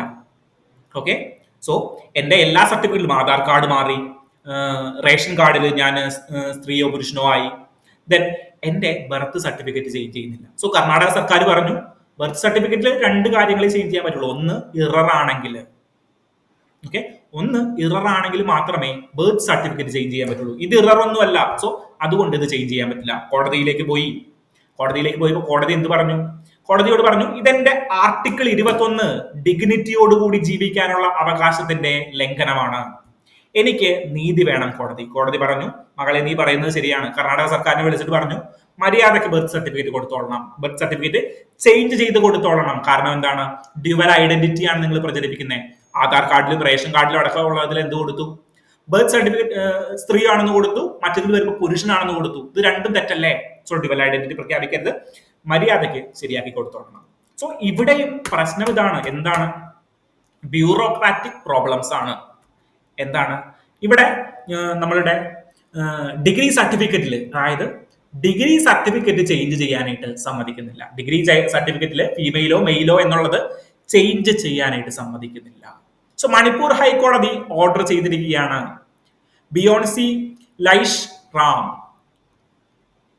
അങ്ങനെയാണ് പ്രൊനൗൺസ് ചെയ്യുന്നതെന്ന് തോന്നുന്നു. സോ ഇദ്ദേഹം കോടതിയിലേക്ക് പോവുകയാണ്. മിസ്റ്റർ എക്സ് എന്നുള്ള പേര് വെച്ചിട്ടുള്ളതല്ല, സ്ത്രീ എന്നുള്ള പേര് വെച്ചിട്ട് തന്നെ ഞാൻ കോടതിയിലേക്ക് പോവുകയാണ്. സോ ഇതും ഒരു കേസ് ലോ ആയിട്ട് ഇനി മാറും. സോ സുപ്രീം കോടതിയിലേക്ക് പോകുമോ എന്ന് എനിക്കറിയില്ല. അങ്ങനെയാണെങ്കിൽ ഇതും ഒരു നല്ലൊരു കേസ് ലോ ആയിട്ട് മാറും. സോ ഇത് ഓർക്കാൻ എളുപ്പമല്ലേ? എന്താണ്? NALSA versus Union of India, National Legal Service Authority of India versus Union of India, Navjet Singh Johar versus Union of India, Vasantha Mogli versus State of Telangana. Okay, then Mister X versus State of Karnataka. So ഇതെല്ലാമാണ് നമ്മളുടെ ട്രാൻസ്ജെൻഡേഴ്സുമായി ബന്ധപ്പെട്ട നിയമങ്ങളുടെ ഒരു ലാൻഡ്മാർക്ക് ജഡ്ജ്മെന്റുകൾ. ഓർത്തിരിക്കുക, വളരെ ഇമ്പോർട്ടന്റ് ആണ്. Mains answer റൈറ്റിംഗുകളിലൊക്കെ എഴുതാനായിട്ട് സാധിക്കുന്ന ആൻസറുകളാണ്. മറ്റൊരു ആർട്ടിക്കിൾ ഓപ്പൺ എഡിറ്റോറിയൽ ആണ്. India's democracy is failing the migrant citizen. ഈ ഒരു ആർട്ടിക്കിളിന്റെ ആകെ തുക ഇതിൽ എഴുതിയിരിക്കുന്ന ലാസ്റ്റ് പാരാഗ്രാഫിനോട് അടുത്ത് എഴുതിയിരിക്കുന്ന ഒറ്റ സെന്റൻസിൽ നമുക്ക് കാണാം. If you are not home when we knock, your right to vote vanish. അതായത് നിങ്ങൾ സ്റ്റേറ്റ് സാധാരണ ജനങ്ങളോട്, മൈഗ്രന്റ് വർക്കേഴ്സിനോട് അന്നത്തെ ആഹാരത്തിന് വേണ്ടിയിട്ട്, അന്നത്തെ ജീവിതം തള്ളി നീക്കാനായിട്ട് മൈഗ്രന്റ് ആയിരുന്നവരോട് പറയാണ്, ഞങ്ങൾ വന്ന് നിങ്ങളുടെ വീടിന്റെ മുന്നിൽ മുട്ടി നോക്കും, നിങ്ങൾ അന്ന് അവിടെ ഉണ്ടെങ്കിൽ നിങ്ങൾക്ക് വോട്ട് ചെയ്യാം, ഇല്ലെങ്കിൽ നിങ്ങൾ വോട്ട് ചെയ്യാനായിട്ട് പുറത്താണ്. ഓക്കെ, സോ അങ്ങനെ ഒരു 48 ലക്ഷത്തോളം ആളുകളെ മൈഗ്രന്റ് എന്നുള്ള രീതിയിൽ ബീഹാറിൽ നിന്ന് പുറത്താക്കാനുള്ള ശ്രമങ്ങൾ ഉണ്ടായിരുന്നു. എനിക്ക് തോന്നുന്നു ഒരു 7 ലക്ഷത്തോളം ആളുകൾ സ്ഥിരീകരിക്കാത്ത കണക്കുകൾ പ്രകാരം ഒരു 7 ലക്ഷം മുതൽ 10 ലക്ഷം വരെ ആളുകൾ ഈ വോട്ടേഴ്സ് ലിസ്റ്റിന് പുറത്ത് പോയിട്ടുണ്ട്. ഓക്കെ, സോ അതൊരു പ്രോബ്ലം ആയിട്ടാണ് ഇവിടെ ഐഡന്റിഫൈ ചെയ്യുന്നത്. സോ ഈ പ്രോബ്ലം നമുക്ക് എല്ലാവർക്കും അറിയാവുന്ന ഒരു കാര്യമാണ്. പക്ഷേ 2022 ഇലക്ഷൻ കമ്മീഷൻ തന്നെ ഒരു വോട്ടിംഗ് സംവിധാനം കൊണ്ടുവന്നിരുന്നു. എന്താണ് ആ സംവിധാനം? Remote electronic voting machine. Electronic voting machine എന്താണെന്ന് നമുക്കറിയാം. പക്ഷേ നമ്മളുടെ ഇലക്ഷൻ കമ്മീഷൻ പ്രപ്പോസ് ചെയ്ത ഒരു കാര്യമാണ് remote electronic voting machines. So proposal ഇരിക്കുന്ന ഒരു സംഭവമാണ്, കൊണ്ടുവന്നിട്ടൊന്നുമില്ല, വിച്ച് മീൻസ് നടപ്പിലാക്കിയിട്ടൊന്നുമില്ല. ഈ റിമോട്ട് വോട്ടിംഗ്, അതായത് മൈഗ്രന്റ് ആയതുകൊണ്ട് നിങ്ങൾ എന്തിന് അർഹനല്ല എന്ന് പറയാനായിട്ട് പാടില്ല. നിങ്ങൾ നിങ്ങളുടെ വോട്ട് ചെയ്യാനായിട്ടുള്ള അവകാശത്തിന് നിങ്ങൾ മൈഗ്രന്റ് ആയാലും അല്ല നിങ്ങൾ സ്ഥലത്തില്ല എങ്കിലും നിങ്ങളുടെ ഹെൽത്തും ഒരു പ്രശ്നമാകാനായിട്ട് പാടില്ല. സോ മൈഗ്രന്റ് ആയിട്ടുള്ള ആളുകൾക്ക് വേണ്ടിയിട്ട് വോട്ട് ചെയ്യുന്നതിന് വേണ്ടിയിട്ട് നമ്മൾ റിമോട്ട് ഇലക്ട്രോണിക് വോട്ടിംഗ് മെഷീനുകൾ നമ്മൾ ഇൻട്രൊഡ്യൂസ് ചെയ്യും എന്ന് 2022 ആര് പറഞ്ഞു? നമ്മുടെ ഇലക്ഷൻ കമ്മീഷൻ ഓഫ് ഇന്ത്യ പറഞ്ഞു. സോ ഇതുമായി ബന്ധപ്പെട്ട് എന്താണ് REVM? Stand for remote electronic voting machine, a system designed to address the issue of domestic migrant voting. So ഇതെങ്ങനെയാ വർക്ക് ചെയ്യുന്നതെന്ന് വെച്ച് കഴിഞ്ഞാൽ, നിങ്ങൾ ഏത് സംസ്ഥാനത്താണോ അല്ലെങ്കിൽ ഏത് കോൺസ്റ്റിറ്റ്യുവൻസിയിലാണോ നിങ്ങൾക്ക് വോട്ടുള്ളത് അവിടെ നിങ്ങൾ വോട്ട് രജിസ്റ്റർ ചെയ്തിരിക്കണം. ഓക്കെ, സോ കേരളത്തിൽ താമസിക്കുന്ന ഒരു നമ്മളുടെ അതിഥി തൊഴിലാളിയായിട്ടുള്ള ബീഹാർ സ്വദേശി അല്ലെങ്കിൽ ബംഗാൾ സ്വദേശി ആയിട്ടുള്ള ചേട്ടൻ, ആ ചേട്ടൻ വോട്ട് ചെയ്യണം. വോട്ട് ചെയ്യാനായിട്ട് അദ്ദേഹം ബംഗാളിലേക്കോ ബീഹാറിലേക്കോ പോകണോ? വേണ്ട. റിമോട്ട് EVM പ്രകാരം അദ്ദേഹം അവിടെ രജിസ്റ്റേർഡ് ആണെങ്കിൽ, അല്ലെങ്കിൽ ബീഹാറിലെ അദ്ദേഹത്തിന്റെ കോൺസ്റ്റിറ്റ്യുവൻസിയിൽ, ഹോം കോൺസ്റ്റിറ്റ്യുവൻസിയിൽ രജിസ്റ്റേർഡ് വോട്ടർ ആണെങ്കിൽ കേരളത്തിൽ ഇരുന്നു കൊണ്ടും അദ്ദേഹത്തിന് വോട്ട് ചെയ്യാം. സോ എന്താ ചെയ്യേണ്ടത്? വോട്ടേഴ്സ് എവിടെ രജിസ്റ്റർ ചെയ്യണം? സ്വന്തം കോൺസ്റ്റിറ്റ്യുവൻസിയിൽ രജിസ്റ്റർ ചെയ്തിരിക്കണം. ഓക്കെ, രജിസ്റ്റർ ചെയ്തിരിക്കണം. ദെൻ എന്താണ് അത്? ഓൺലൈനോ ഓഫ്ലൈനോ ചെയ്യാം. ദെൻ വോട്ട് ചെയ്യുന്നത് എവിടെയായിരിക്കും? ഇദ്ദേഹം ഇപ്പോൾ നിൽക്കുന്നത് എവിടെയാണോ അവിടെ ആയിരിക്കും വോട്ട് ചെയ്യുന്നത്. സോ ഒരു വോട്ടിംഗ് മെഷീൻ ആയിരിക്കും. ഈ വോട്ടിംഗ് മെഷീനിൽ മൾട്ടി കോൺസ്റ്റിറ്റ്യുവൻസിയിലേക്ക് വോട്ട് ചെയ്യാനായിട്ടുള്ള ഫെസിലിറ്റി ഉണ്ടാകും. ഏകദേശം 72 കോൺസ്റ്റിറ്റ്യുവൻസിയിലേക്ക് ഒറ്റ വോട്ടിംഗ് മെഷീനിലൂടെ, അതൊരു മെഷീൻ ആയിരിക്കും. മെഷീൻ സാധാരണ എങ്ങനെയാണ്? നമ്മളുടെ ഹൈബീഡനും സുരേഷ് ഗോപിക്കും വോട്ട് ചെയ്യാനായിട്ടുള്ള മെഷീൻ മാത്രമേ ഉള്ളൂ. പക്ഷേ ഈ റിമോട്ട് ഇലക്ട്രോണിക് വോട്ടിംഗ് മെഷീനിൽ എന്താ ചെയ്യുക? അതിൽ 72 കോൺസ്റ്റിറ്റ്യുവൻസീസ്, അതായത് ഹൈബീഡിന്റെയും രമേശ് ചെന്നിത്തലയുടെ സുരേഷ് ഗോപിയുടെയും ഒരു കോൺസ്റ്റിറ്റ്യുവൻസി, ദെൻ തൊട്ടപ്പുറത്തെ കോൺസ്റ്റിറ്റ്യുവൻസിയിൽ നമ്മൾ മറിച്ച് കഴിഞ്ഞാൽ തൊട്ടപ്പുറത്തെ ടാബ് വരും, അവിടെ എന്തായിരിക്കും? വേറെ കോൺസ്റ്റിറ്റ്യുവൻസി ആയിരിക്കും. അങ്ങനെ ഡിഫറെന്റ് കോൺസ്റ്റിറ്റ്യുവൻസി, ഏകദേശം 72ഓളം കോൺസ്റ്റിറ്റ്യുവൻസിയിലേക്ക് വോട്ട് ചെയ്യാനായിട്ടുള്ള ഒരു സിസ്റ്റമാണ് നമ്മൾ അന്ന് പ്രപ്പോസ് ചെയ്തത്. സോ ഈ മൈഗ്രന്റ് വോട്ടിംഗ് വളരെ വലിയൊരു പ്രോബ്ലമാണ്. കാരണം എന്താണ്? ഈ ഫസ്റ്റ് പാസ്റ്റ് ദ പോസ്റ്റ് സിസ്റ്റത്തിലേക്കൊക്കെ നമ്മൾ നിലനിൽക്കുന്നുണ്ടല്ലോ. സോ മൈഗ്രന്റ് ആയിട്ടുള്ള ആളുകളാണ് കൂടുതലെങ്കിൽ, സോ ഇവരെ സ്വാധീനിച്ചു കഴിഞ്ഞ് കഴിഞ്ഞാൽ നമുക്ക് ജയിച്ചു പോകുന്നൂടെ സിമ്പിൾ ആയിട്ട്. സോ അവരെ കൂടി വോട്ടിൽ ഉൾപ്പെടുത്തി കഴിഞ്ഞാൽ മാത്രമേ എന്ത് ചെയ്യത്തുള്ളൂ? നമ്മൾക്ക് കൃത്യമായിട്ടുള്ളൊരു ജനാധിപത്യം പുലരുകയുള്ളൂ. സോ കറന്റ്ലി ഇലക്ഷൻ കമ്മീഷൻ ഒരു 7 ലക്ഷം ആളുകളെ ഒഴിവാക്കുന്നത് കമന്റബിൾ ആയിട്ടുള്ള അല്ലെങ്കിൽ അപ്രീഷിയേറ്റബിൾ ആയിട്ടുള്ള ഒരു കാര്യമൊന്നും അല്ല. സോ നിങ്ങൾ ഈ ഒരു റിമോട്ട് ഇലക്ട്രോണിക് വോട്ടിംഗ് മെഷീനെ കുറിച്ചിട്ട് ഒന്ന് അറിഞ്ഞിരിക്കുക. ചിലപ്പോൾ അന്നൊക്കെ 2022-23 കാലഘട്ടങ്ങളിലൊക്കെ ഹോട്ട് ടോപ്പിക് ആയിട്ടുണ്ടായിരുന്ന ഒരു കാര്യമാണ്. പിന്നെ ഇതിനെക്കുറിച്ചും അത്ര വലിയ ചർച്ചകളൊന്നും കേട്ടിട്ടില്ല. ഓക്കെ, ഇനി നമുക്ക് നെക്സ്റ്റ് ആർട്ടിക്കിളിലേക്ക് പോകണം. Next article fully revision. Happy ആയോ ഈ ഒരു ന്യൂസ് ഓപ്പൺ എഡിറ്റോറിയലിൽ വന്നപ്പോൾ? നിങ്ങൾ കോൺഫിഡന്റ് ആയോ? ഞാൻ ന്യൂസ് അനാലിസിസ് ചെയ്തിരിക്കുന്ന ന്യൂസ് വീണ്ടും പത്രത്തിൽ വന്നിരിക്കുന്നു. നമ്മളുടെ ന്യൂസ് അനാലിസിസിന്റെ കുറെ കഴിവേ നമുക്ക് ബുദ്ധി വെച്ചതല്ല, പക്ഷെ നമുക്ക് ഇപ്പോഴാണ് ബുദ്ധി വെച്ചത് എന്നേ ഉള്ളൂ. ഇതൊക്കെ പണ്ട് തുടങ്ങിയ ന്യൂസിലുള്ള കാര്യങ്ങളാണ്. ഓക്കെ, സോ നമ്മൾ അഹങ്കരിക്കാതിരിക്കുക. അപ്പോ എന്താണ്? ന്യൂക്ലിയർ ലോസ് പഠിച്ചിട്ടുണ്ടോ? വേണമെങ്കിൽ ഫോട്ടോ വരെ ഞാൻ കാണിച്ചു തരാം. Should India amend its nuclear laws? ഈ ന്യൂസ് വന്നത് ഓർക്കുന്നുണ്ടോ? ഓർക്കുന്നുണ്ടെങ്കിൽ റിവൈസ് ചെയ്യൂ, പറ എങ്ങനെയാണ്. അപ്പൊ ഞാൻ പറഞ്ഞു ഇന്ത്യയുടെ ന്യൂക്ലിയർ പോളിസി എങ്ങനെയാണ്. സോ ഞാൻ പറഞ്ഞു നമ്മളുടെ ഹോമി ജെ ബാബയാണ് ഇന്ത്യയുടെ ന്യൂക്ലിയർ ഇതിന്റെ പിതാവ്. അദ്ദേഹം ഒരു 3 സ്റ്റേജ് പ്ലാൻ അങ്ങനെയാണെങ്കിൽ ചോദിക്കട്ടെ, ഇന്ത്യയുടെ പ്ലാൻ എത്രയാണ്? എത്ര ന്യൂക്ലിയർ എനർജി ക്രിയേറ്റ് ചെയ്യണം എന്നാണ് ഇന്ത്യയുടെ ഒരു ലക്ഷ്യം? ഇന്ത്യയുടെ ലക്ഷ്യം വരുന്നത് 100 megawatt, 100 gigawatt, which means 1000 megawatt. Okay, 100 gigawatt, which means 1000 megawatt nuclear energy create ചെയ്യാനായിട്ടാണ് ഇന്ത്യ ലക്ഷ്യമിടുന്നത് 2047 കൂടിയിട്ട് വികസിത ഭാരതം സ്വപ്നം കാണുമ്പോൾ. പക്ഷേ എന്താ പ്രശ്നം? ഇന്ത്യയിലെ പ്രൈവറ്റ് പ്രൈവറ്റ് പബ്ലിക്, അതായത് ഗവൺമെന്റ് കൊണ്ട് മാത്രം, ഗവൺമെന്റിന്റെ എവിടെ പ്രൈവറ്റ് എന്റർപ്രൈസുകളുടെ സഹായമില്ലാണ്ട് എന്ത് പറ്റില്ല, നമുക്ക് ഈ ഒരു ലക്ഷ്യം 1000 മെഗാവാട്ട് വൈദ്യുതി എന്ന് പറയുന്ന ലക്ഷ്യം അറ്റൈൻ ചെയ്യാനായിട്ട് നമുക്ക് സാധിക്കില്ല. ഓക്കെ, സോ പ്രൈവറ്റ് മെമ്പർഷിപ്പിന്റെ സാധ്യത അല്ലെങ്കിൽ പ്രൈവറ്റ് എന്റിറ്റീസിന്റെ സഹായം കൂടി നമുക്ക് വേണം. സോ എന്താണ് ഇന്ത്യയുടെ ന്യൂക്ലിയർ പവറിന്റെ ഒരു ലക്ഷ്യം എന്ന് പറയുന്നത്? 100 ജിഗാവാട്ട്, വിച്ച് മീൻസ് 1000 മെഗാവാട്ട് 2047 ആവുമ്പോൾ ക്രിയേറ്റ് ചെയ്യുക എന്നുള്ളത്. അതിന് പ്രൈവറ്റ് മെമ്പർഷിപ്പിന്റെ പാർട്ടിസിപ്പേഷൻ വേണം. Then Homi J Bhabha introduce ചെയ്ത, അല്ലെങ്കിൽ 1980 കാലഘട്ടങ്ങളിൽ നമ്മൾ പ്ലാൻ ചെയ്തിരുന്നത് എങ്ങനെയാണ്? 3 stage nuclear power plant programme. എങ്ങനെയാണ്? First, pressurised heavy water reactors നമ്മൾ യൂസ് ചെയ്യും. ഓർക്കുന്നുണ്ടോ? First pressurised heavy water reactors use ചെയ്യും. നാച്ചുറൽ ആയിട്ടുള്ള യുറേനിയം നമ്മൾ എക്സ്ട്രാക്ട് ചെയ്യും. പ്രഷറൈസ്ഡ് ഹെവി വാട്ടർ റിയാക്ടറിലൂടെ യുറേനിയം യൂസ് ചെയ്തുകൊണ്ട് നമ്മൾ എന്ത് ചെയ്യും? നമ്മൾ ന്യൂക്ലിയർ എനർജി ക്രിയേറ്റ് ചെയ്യും. സോ സെക്കൻഡ് സ്റ്റേജിൽ നമ്മൾ എന്ത് ചെയ്യും?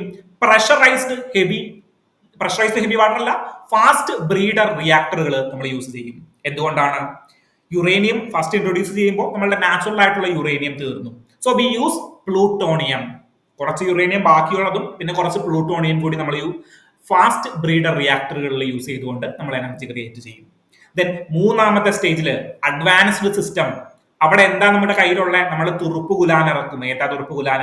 നമ്മുടെ കേരള തീരത്തുള്ള തോറിയം റിസർവുകളെ നമ്മൾ ഇറക്കും. സോ ഇതാണ് ഇന്ത്യയുടെ 3 stage nuclear power power programme എന്ന് പറഞ്ഞു കഴിഞ്ഞാൽ. ദെൻ 2 നിയമങ്ങളാണ് ഇതുമായി ബന്ധപ്പെട്ടുള്ളത്. ഒന്ന്, atomic energy act 1962. Then India's civil liability for nuclear damage. Okay, 2 നിയമത്തിലും അമെന്റ്മെന്റുകൾ വരുത്തണം. കാരണം എന്താണ്? ഇന്ത്യ അറ്റോമിക് എനർജി ആക്ട് പ്രകാരം പ്രൈവറ്റ് എന്റിറ്റീസിന് ഇന്ത്യയിലെ ന്യൂക്ലിയർ പവർ പ്ലാന്റുകൾ പ്രവർത്തിച്ചുകൂടാ. നമ്മളുടെ പബ്ലിക് എന്റർപ്രൈസുകൾക്ക് മാത്രം, ഗവൺമെന്റിന് മാത്രമേ ന്യൂക്ലിയർ പവർ പ്ലാന്റുകൾ പ്രവർത്തിക്കാനായിട്ടുള്ള അധികാരമുള്ളൂ. 1962 നിയമമാണ്. സോ അത് നമുക്കൊന്ന് ചേഞ്ച് ചെയ്യണം. Then civil liability. ന്യൂക്ലിയർ അപകടം ഉണ്ടായി കഴിഞ്ഞു കഴിഞ്ഞാൽ ന്യൂക്ലിയർ സപ്ലയേഴ്സും നമ്മളുടെ സിവിൽ ലയബിലിറ്റി ആക്ട് പ്രകാരം, ന്യൂക്ലിയർ ഡാമേജിന്റെ സിവിൽ ലയബിലിറ്റി ആക്ട് പ്രകാരം ന്യൂക്ലിയർ സപ്ലൈ ചെയ്തവരും കൊടുക്കും, നീയും കൊടുങ്ങും. അല്ലാണ്ട് ഓപ്പറേറ്റ് ചെയ്ത ഇൻസ്റ്റിറ്റ്യൂഷൻ മാത്രമല്ല, ആരും കൊടുങ്ങും? സപ്ലൈ ചെയ്ത ആളുകളും സപ്ലയേഴ്സ് ഗ്രൂപ്പും കൊടുക്കും. സോ ഒരു പ്രൈവറ്റ് എന്റർപ്രൈസിനെ സംബന്ധിച്ചിടത്തോളം അവര് ന്യൂക്ലിയർ എനർജിയിൽ പ്രൈവറ്റ്ലി ഇൻവെസ്റ്റ് ചെയ്യുകയും വേണം. എന്തെങ്കിലും പ്രശ്നം ഉണ്ടായി കഴിഞ്ഞു കഴിഞ്ഞാൽ അവരുടെ ഭാഗത്ത് നിന്നുള്ള പ്രശ്നം ഇല്ലാതിരുന്നു കഴിഞ്ഞാൽ പോലും അവര് ലയബിൾ ആകും. സോ പ്രൈവറ്റ് എന്റിറ്റീസ് ഇന്ത്യയിലേക്ക് വരുമോ? വരാൻ സാധ്യത കുറവാണ്. സോ ഈ 2 നിയമങ്ങളും നമ്മൾ അമെൻഡ് ചെയ്യണമോ വേണ്ടയോ എന്നുള്ളതാണ് നമ്മളുടെ ഓപ്പൺ ആയിട്ടുള്ള ഡിസ്കഷൻ. സോ അതിന്റെ ഒരു ഫാക്ടർ തന്നെയാണ് ഇവിടെയും പറഞ്ഞിരിക്കുന്നത്, ഈ ഒരു ആർട്ടിക്കിളിലും പറഞ്ഞിരിക്കുന്നത്. കോൺഗ്രസ് എന്ത് പൊസിഷൻ ആയിരിക്കും ഇതിലെടുക്കുക എന്നുള്ളതാണ് ഈ ഒരു ആർട്ടിക്കിളിൽ പറഞ്ഞിരിക്കുന്നത്. സോ മാൺസൂൺ സെഷനിൽ ഈ ഒരു ബില്ല് അല്ലെങ്കിൽ അമെന്റ്മെന്റ് ബില്ല് കൊണ്ടുവരും എന്നാണ് നമ്മൾ പ്രതീക്ഷിച്ചത്. പക്ഷേ ഇതുവരെയും ടേബിൾ ചെയ്തിട്ടില്ല. ഓക്കെ, ഈ ദിവസങ്ങളിലേക്ക് വരെ ടേബിൾ ചെയ്തിട്ടില്ല. അടുത്ത ദിവസങ്ങളിൽ എങ്ങനെയാണ് എന്നുള്ളത് നമുക്ക് നോക്കാം. വരുന്ന മുറയ്ക്ക് അതിന്റെ ചർച്ചകൾ എന്താണെന്നുള്ളത് ഡീറ്റെയിൽ ആയിട്ട് തന്നെ നമുക്ക് സംസാരിക്കാം. സോ റിവൈസ് ചെയ്തല്ലോ, നമ്മൾ പഠിച്ച കാര്യങ്ങളാണല്ലോ, ഒന്നും പറയാനായിട്ടില്ലല്ലോ. എങ്കിൽ നമുക്ക് നെക്സ്റ്റ് ആർട്ടിക്കിളിലേക്ക് പോകാം. The 5th article, understanding ballistic and cruise missiles. അതല്ല നമ്മളുടെ ചർച്ചാ വിഷയം. നമ്മളുടെ ചർച്ചാ വിഷയം എന്ന് പറഞ്ഞാൽ അഗ്നി 5 എന്ന് പറയുന്ന ഒരു മിസൈല് നമ്മൾ എന്ത് ചെയ്തു? ടെസ്റ്റ് ചെയ്തു. അഗ്നി മിസൈലുകൾ ഒരുപാട് എണ്ണം നമ്മുടെ കയ്യിലുണ്ട്. അതിൽ പുതുതായിട്ട് ക്രിയേറ്റ് ചെയ്ത ഒരു അഗ്നി മിസൈല് നമ്മൾ ടെസ്റ്റ് ചെയ്തു. ഇത് അഗ്നി 5 മിസൈല് ടെസ്റ്റ് ചെയ്തിരിക്കുകയാണ്. ഇടയ്ക്ക് കോളുകൾ വരുന്നതുകൊണ്ടാണ് ഈ കട്ടായി പോകുന്നത്. സോ നമുക്ക് കണ്ടിന്യൂ ചെയ്യാം. അഗ്നി 5 മിസൈൽസ് നമ്മൾ പുതിയൊരു അഗ്നി 5 മിസൈൽ നമ്മൾ ടെസ്റ്റ് ചെയ്തിരിക്കുകയാണ്. സോ ഈ അവസരത്തിൽ നമ്മൾ എന്താണ് അഗ്നി 5 എന്ന് പറയുന്ന മിസൈൽ എന്ന് നമുക്ക് നോക്കണം.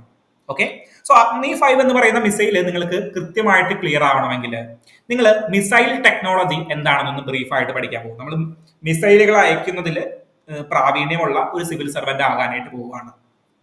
ഒന്നുമില്ല, സിമ്പിൾ ആയിട്ടുള്ള കാര്യങ്ങളാണ്. നമ്മൾ ഇവിടെ ബാലിസ്റ്റിക് മിസൈൽ എന്താണ്, ക്രൂയിസ് മിസൈൽ എന്താണ് എന്ന ബേസിക് ക്ലാരിഫിക്കേഷൻ നിങ്ങൾക്ക് കിട്ടിക്കഴിഞ്ഞ് കഴിഞ്ഞാൽ നിങ്ങൾ അഗ്നി 5 എന്നുള്ളൊരു കാര്യവും ദെൻ വേറെ മിസൈലുകളുടെ കുറിച്ചുള്ള വാർത്തകൾ വരുമ്പോൾ നിങ്ങൾക്ക് ഈസിലി അണ്ടർസ്റ്റാൻഡ് ചെയ്യാനായിട്ട് നിങ്ങൾക്ക് മനസ്സിലാവും. ഓക്കെ, സോ ഒരു കഥ പറഞ്ഞുകൊണ്ട് കൊടുക്കാം. നമ്മൾ മിസൈൽ എങ്ങനെയാണ് വിടുന്നത്? മൂട്ടില് തീയിടും. അതായത് മൂട്ടിൽ നമ്മൾ തീയിട്ട് കഴിയുമ്പോൾ മിസൈൽ മുകളിലേക്ക് പോകും, എവിടെയെങ്കിലും ചെന്ന് പൊട്ടിത്തെറിക്കും. സിമ്പിൾ കാര്യം. ഇതാണ് മിസൈലുകളുടെ ടെക്നോളജി എന്ന് പറഞ്ഞു കഴിഞ്ഞാൽ സിമ്പിൾ കാര്യം. ഇനി ഞാനൊരു കാര്യം പറയാം. എങ്ങനെയാണ് ഈ മിസൈലുകളെ ഗൈഡ് ചെയ്യുന്നത്?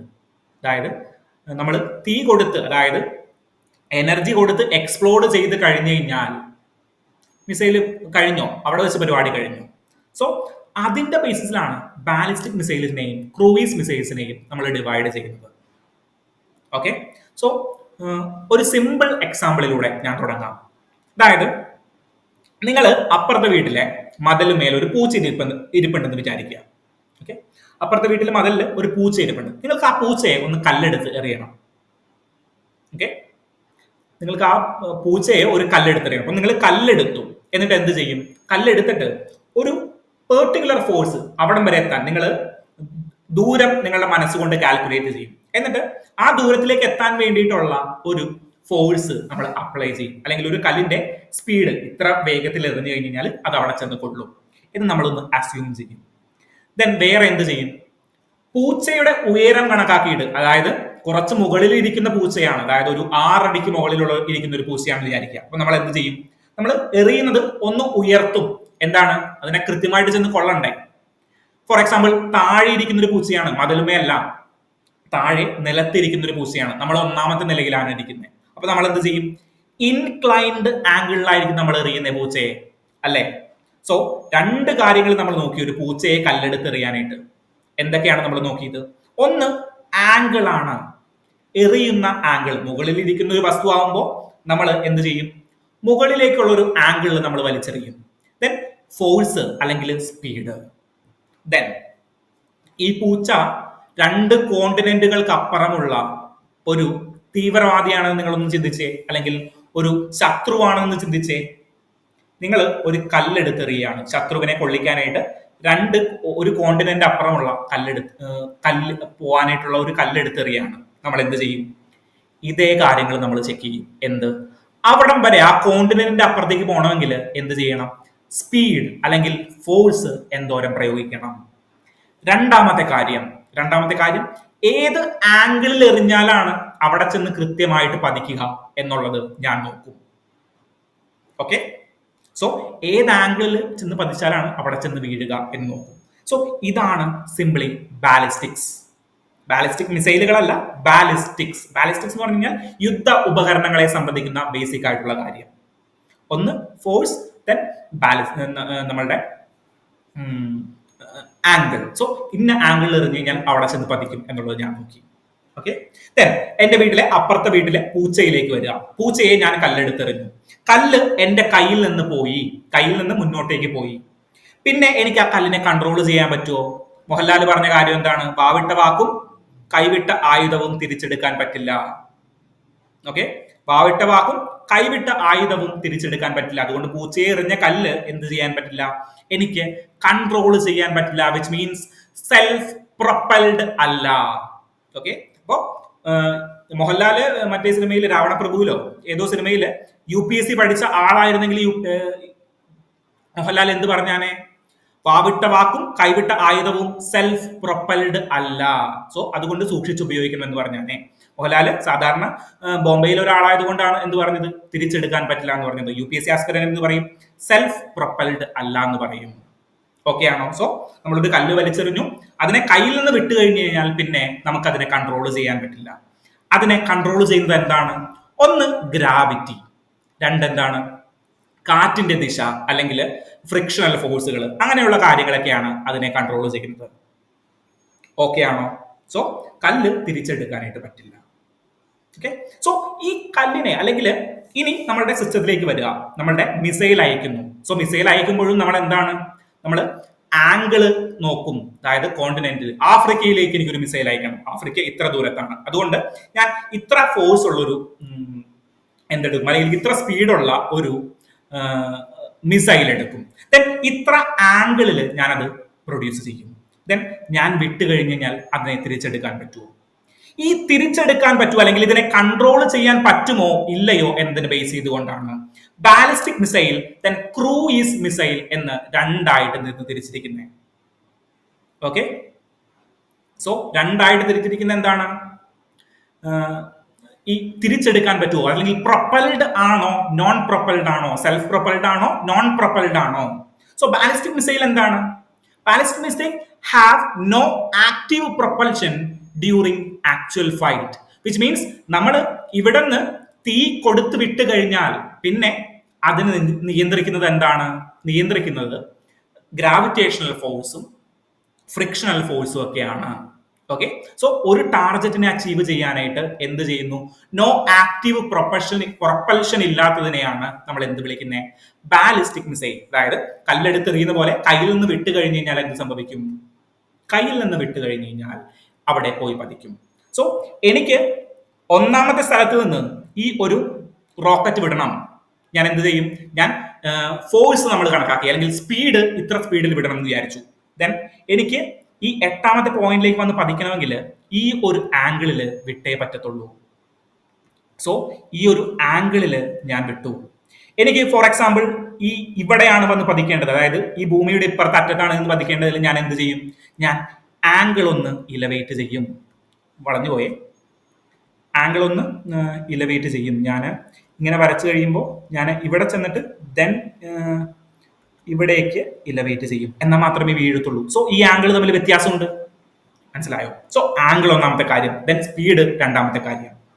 ദെൻ ഇത് ഞാൻ ഇവിടെ നിന്ന് വിട്ട് കഴിഞ്ഞ് കഴിഞ്ഞാൽ പിന്നെ എന്താണ് അതിനെ പരിപാലിക്കുന്നത്, പിന്നെ അതിനെ പരിപാലിക്കുന്നത് ഗ്രാവിറ്റേഷണൽ ഫോഴ്സും ഫ്രിക്ഷണൽ ഫോഴ്സും അടക്കമുള്ള നാച്ചുറൽ ഫിനോമിനൻസ് ആണ്. കാറ്റ് വന്നിട്ട് ഒരു സൈഡിലേക്ക് ചിലപ്പോൾ നീങ്ങിപ്പോകാം.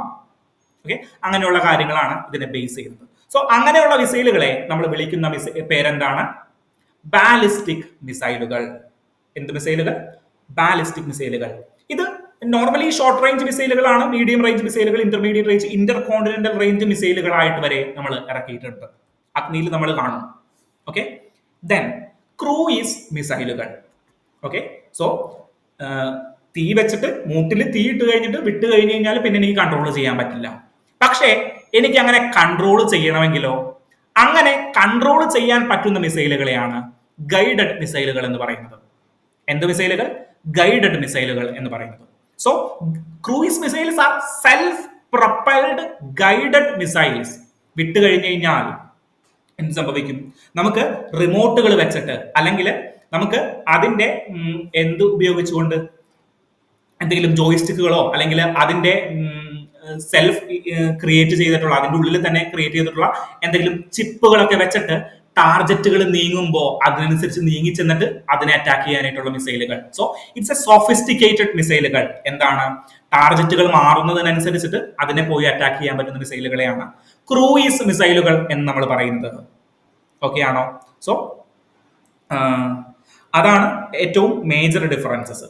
ദെൻ ഈ ബാലിസ്റ്റിക് മിസൈലുകൾ എങ്ങനെയാണെന്ന് വെച്ച് കഴിഞ്ഞാൽ അറ്റ്മോസ്ഫിയറിന്റെ പുറത്തേക്ക് കടക്കും. അതായത് ഒരു ഇന്റർ കോണ്ടിനെന്റൽ മിസൈലുകൾ ഇന്ത്യയിൽ നിന്ന് ആഫ്രിക്കയിലേക്ക് പോകണം. എന്ത് ചെയ്യും, നമ്മൾ അറ്റ്മോസ്ഫിയറിൽ നിന്ന് നേരെ പുറത്തേക്ക് പോയിട്ട് കുറച്ച് യാത്ര ചെയ്തിട്ട് എന്ത് ചെയ്യും, ആഫ്രിക്ക എത്തുമ്പോൾ തിരിച്ച് അറ്റ്മോസ്ഫിയറിലേക്ക് തിരിച്ചു വരും.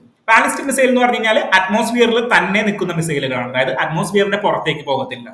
ഓക്കെ, സോ ഞാനിവിടെ പറഞ്ഞു ആംഗിൾ ആണ് ഇതിനെ ഡിസൈഡ് ചെയ്യുന്ന ഒന്നാമത്തെ കാര്യം. സോ ആംഗിൾ, ആ ഒരു ആംഗിൾ കിട്ടണമെങ്കിൽ നമുക്ക് എന്ത് ചെയ്യേണ്ടി വരും, ചില സമയത്ത് അറ്റ്മോസ്ഫിയറിന്റെ പുറത്തേക്ക് നമുക്ക് മിസൈലുകളെ അയക്കേണ്ടി വരും. ഓക്കെ, സോ ക്രൂയിസ് മിസൈലിന്റെ കാര്യത്തിൽ ആ കേസുകളില്ല. കാരണം എന്താണ്, നമുക്ക് അതിനെ ഗൈഡ് ചെയ്യാം, കൺട്രോൾ ചെയ്യാം, അല്ലെങ്കിൽ സെൽഫ് പ്രൊപ്പൽഡ് ആയിരിക്കും, അത് സ്വയം ഗൈഡ് ചെയ്ത് പൊക്കോളും. ഓക്കെ, അങ്ങനെ സോഫിസ്റ്റിക്കേറ്റഡ് ആയിട്ടുള്ള മിസൈലുകളെയാണ് ക്രൂയിസ് മിസൈലുകൾ എന്ന് പറയുന്നത്. ദെൻ ഈ രണ്ട് ടൈപ്പ് മാത്രമാണോ ഉള്ളത്? അല്ല. സൗണ്ട് സ്പീഡിന്റെ ബേസിസിൽ എത്രയാണോ സ്പീഡ് അതിന്റെ ബേസിസിൽ നമ്മൾ മിസൈലുകളെ ഡിഫൈൻ ചെയ്തിട്ടുണ്ട്. ഹൈപ്പർ സോണിക് മിസൈലുകൾ, സൂപ്പർ സോണിക് മിസൈലുകൾ, സബ് സോണിക് മിസൈലുകൾ എന്ന് പറഞ്ഞാൽ ശബ്ദത്തിന്റെ വേഗതയാണ് ഈ മാക് സ്പീഡ് എന്ന് പറയുന്നത്. ഓക്കെ, ശബ്ദത്തിനേക്കാളും താഴ്ന്ന വേഗതയിലാണ് പോകുന്നതെങ്കിൽ സബ് സോണിക് എന്ന് നമ്മൾ വിളിക്കും. ശബ്ദത്തിനേക്കാളും 2 മുതൽ 3 ഇരട്ടി വരെയാണെങ്കിൽ നമ്മൾ എന്ത് വിളിക്കും? സൂപ്പർ സോണിക് മിസൈലുകൾ.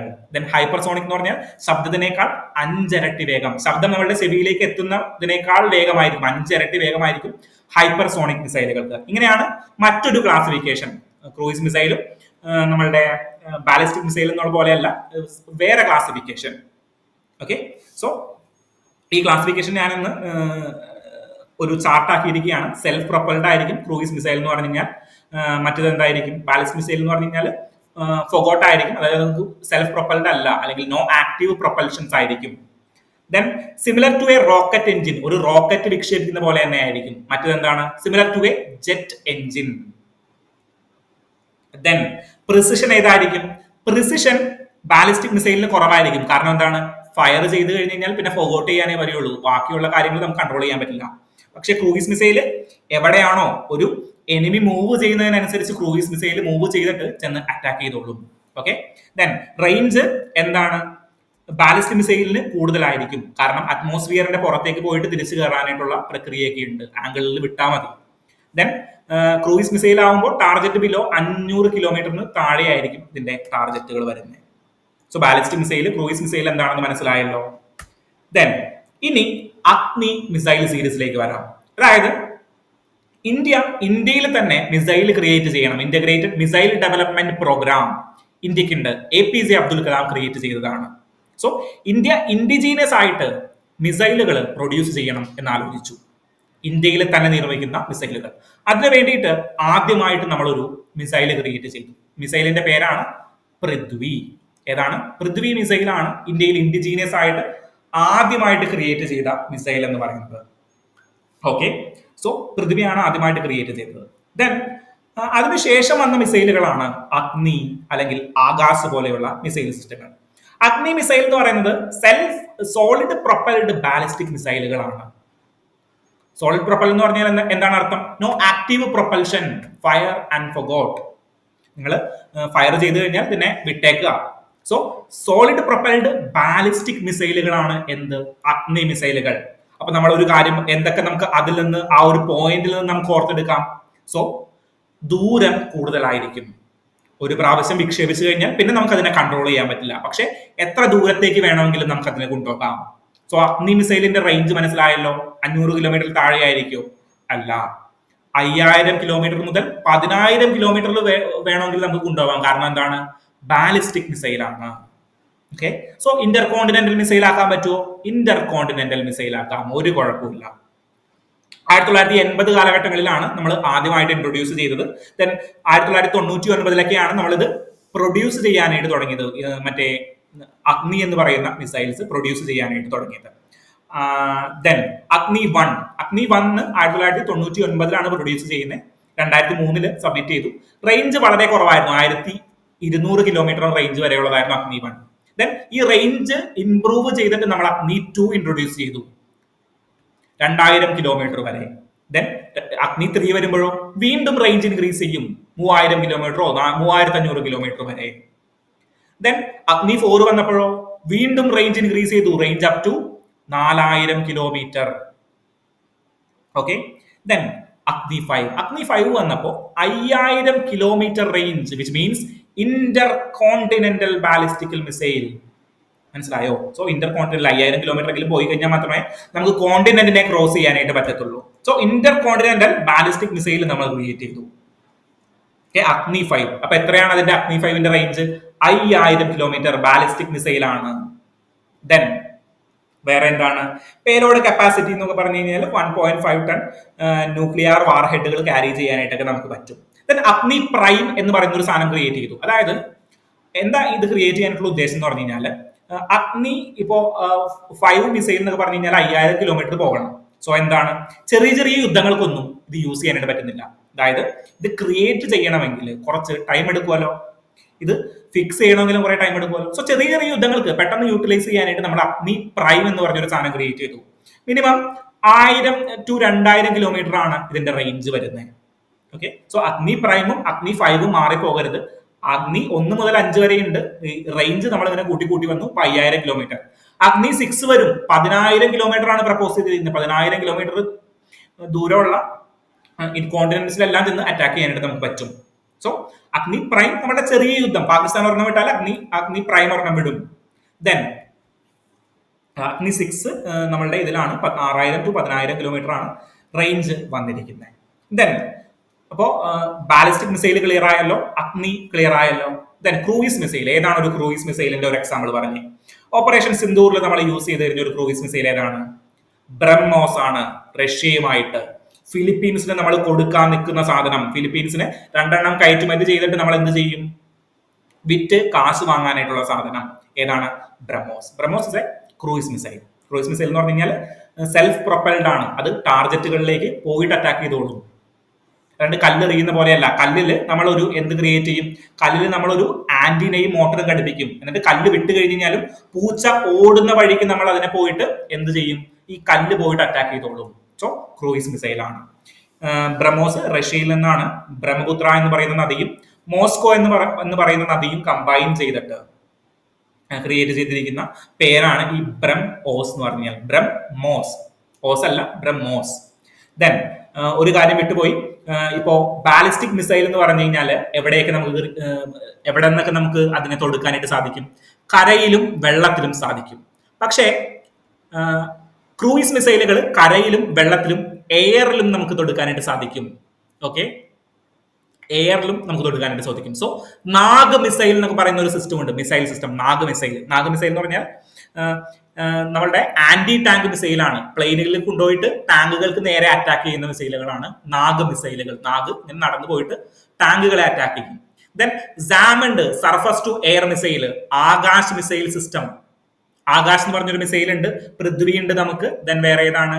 ബ്രഹ്മോസ് ഉണ്ട്, അഗ്നി ഉണ്ട്. അങ്ങനെ ഡിഫറെന്റ് മിസൈൽ സിസ്റ്റങ്ങൾ ഉണ്ട്. അതിൽ ആകാശ് മിസൈൽ സിസ്റ്റം സർഫസിൽ നിന്ന് എയറിലേക്ക് പോകുന്ന ഒരു സാധനത്തെ അറ്റാക്ക് ചെയ്യുന്നു. നമ്മുടെ അഗ്നി സിസ്റ്റം എന്താണ്? സർഫസ് ടു സർഫസ്, ഒരു സർഫസിൽ നിന്ന്, ഭൂമിയിൽ നിന്ന് മറ്റൊരു ഭൂമി പ്രദേശത്തിലേക്കാണ് അറ്റാക്ക് ചെയ്യുന്നത്. അല്ലാണ്ട് സർഫസിൽ നിന്ന് എയറിലേക്കുള്ള ഒരു സാധനത്തിനെ അല്ല. എയറിലേക്കുള്ളതിനെ എന്താ വിളിക്കുന്നത്? സാം എന്ന് പറയും, surface to air missile system. Okay, so അതിനൊരു എക്സാമ്പിൾ ഏതാണ്? Akash missile system. ദെൻ എയറിൽ നിന്ന് എങ്ങടേക്ക് പ്രൊഡ്യൂസ് ചെയ്യുന്നു? ടാങ്കുകൾക്ക് നേരെ. എയർ ടു സർഫസ് എന്ന് പറയുന്ന മിസൈൽ സിസ്റ്റം ഉണ്ട്. ഏതാണത്? Nag missile system. നാഗം, പാമ്പ്. സോ നാഗ് മിസൈൽ സിസ്റ്റം എന്താണ്? എയറിൽ നിന്ന് സർഫസിലേക്ക് ആന്റി ടാങ്ക് മിസൈലുകളാണ്. ദെൻ മോസ്കോ എന്ന് പറഞ്ഞു കഴിഞ്ഞാൽ surface to air, surface to air, surface to surface മിസൈലുകളാണ്. ഓക്കെ, സോ ഈ പേരുകൾ കേൾക്കുമ്പോൾ നിങ്ങൾ പേടിക്കരുത്. ഇതെല്ലാം പേരുകളിൽ തന്നെ നമുക്ക് പിടിക്കാൻ പറ്റുന്ന കാര്യങ്ങളാണ്. സോ ക്ലിയർ ആയിട്ട് മനസ്സിലായാലോ ഇന്നത്തെ ഡിസ്കഷൻ? എന്തെങ്കിലും സംശയങ്ങളുണ്ടോ? അപ്പൊ എന്തെങ്കിലും സംശയങ്ങൾ ഉണ്ടെങ്കിൽ നിങ്ങൾ ജസ്റ്റ് മെസ്സേജ് അയക്കുകയോ കമന്റ് ചെയ്യുകയോ ചെയ്യാം. ഓക്കെ, സോ നിങ്ങളുടെ കമന്റുകളൊക്കെ ഞാൻ വായിക്കുന്നുണ്ട്. അതനുസരിച്ചുള്ള ചേഞ്ചസുകൾ വരുത്തുന്നുണ്ട്. ഓക്കെ.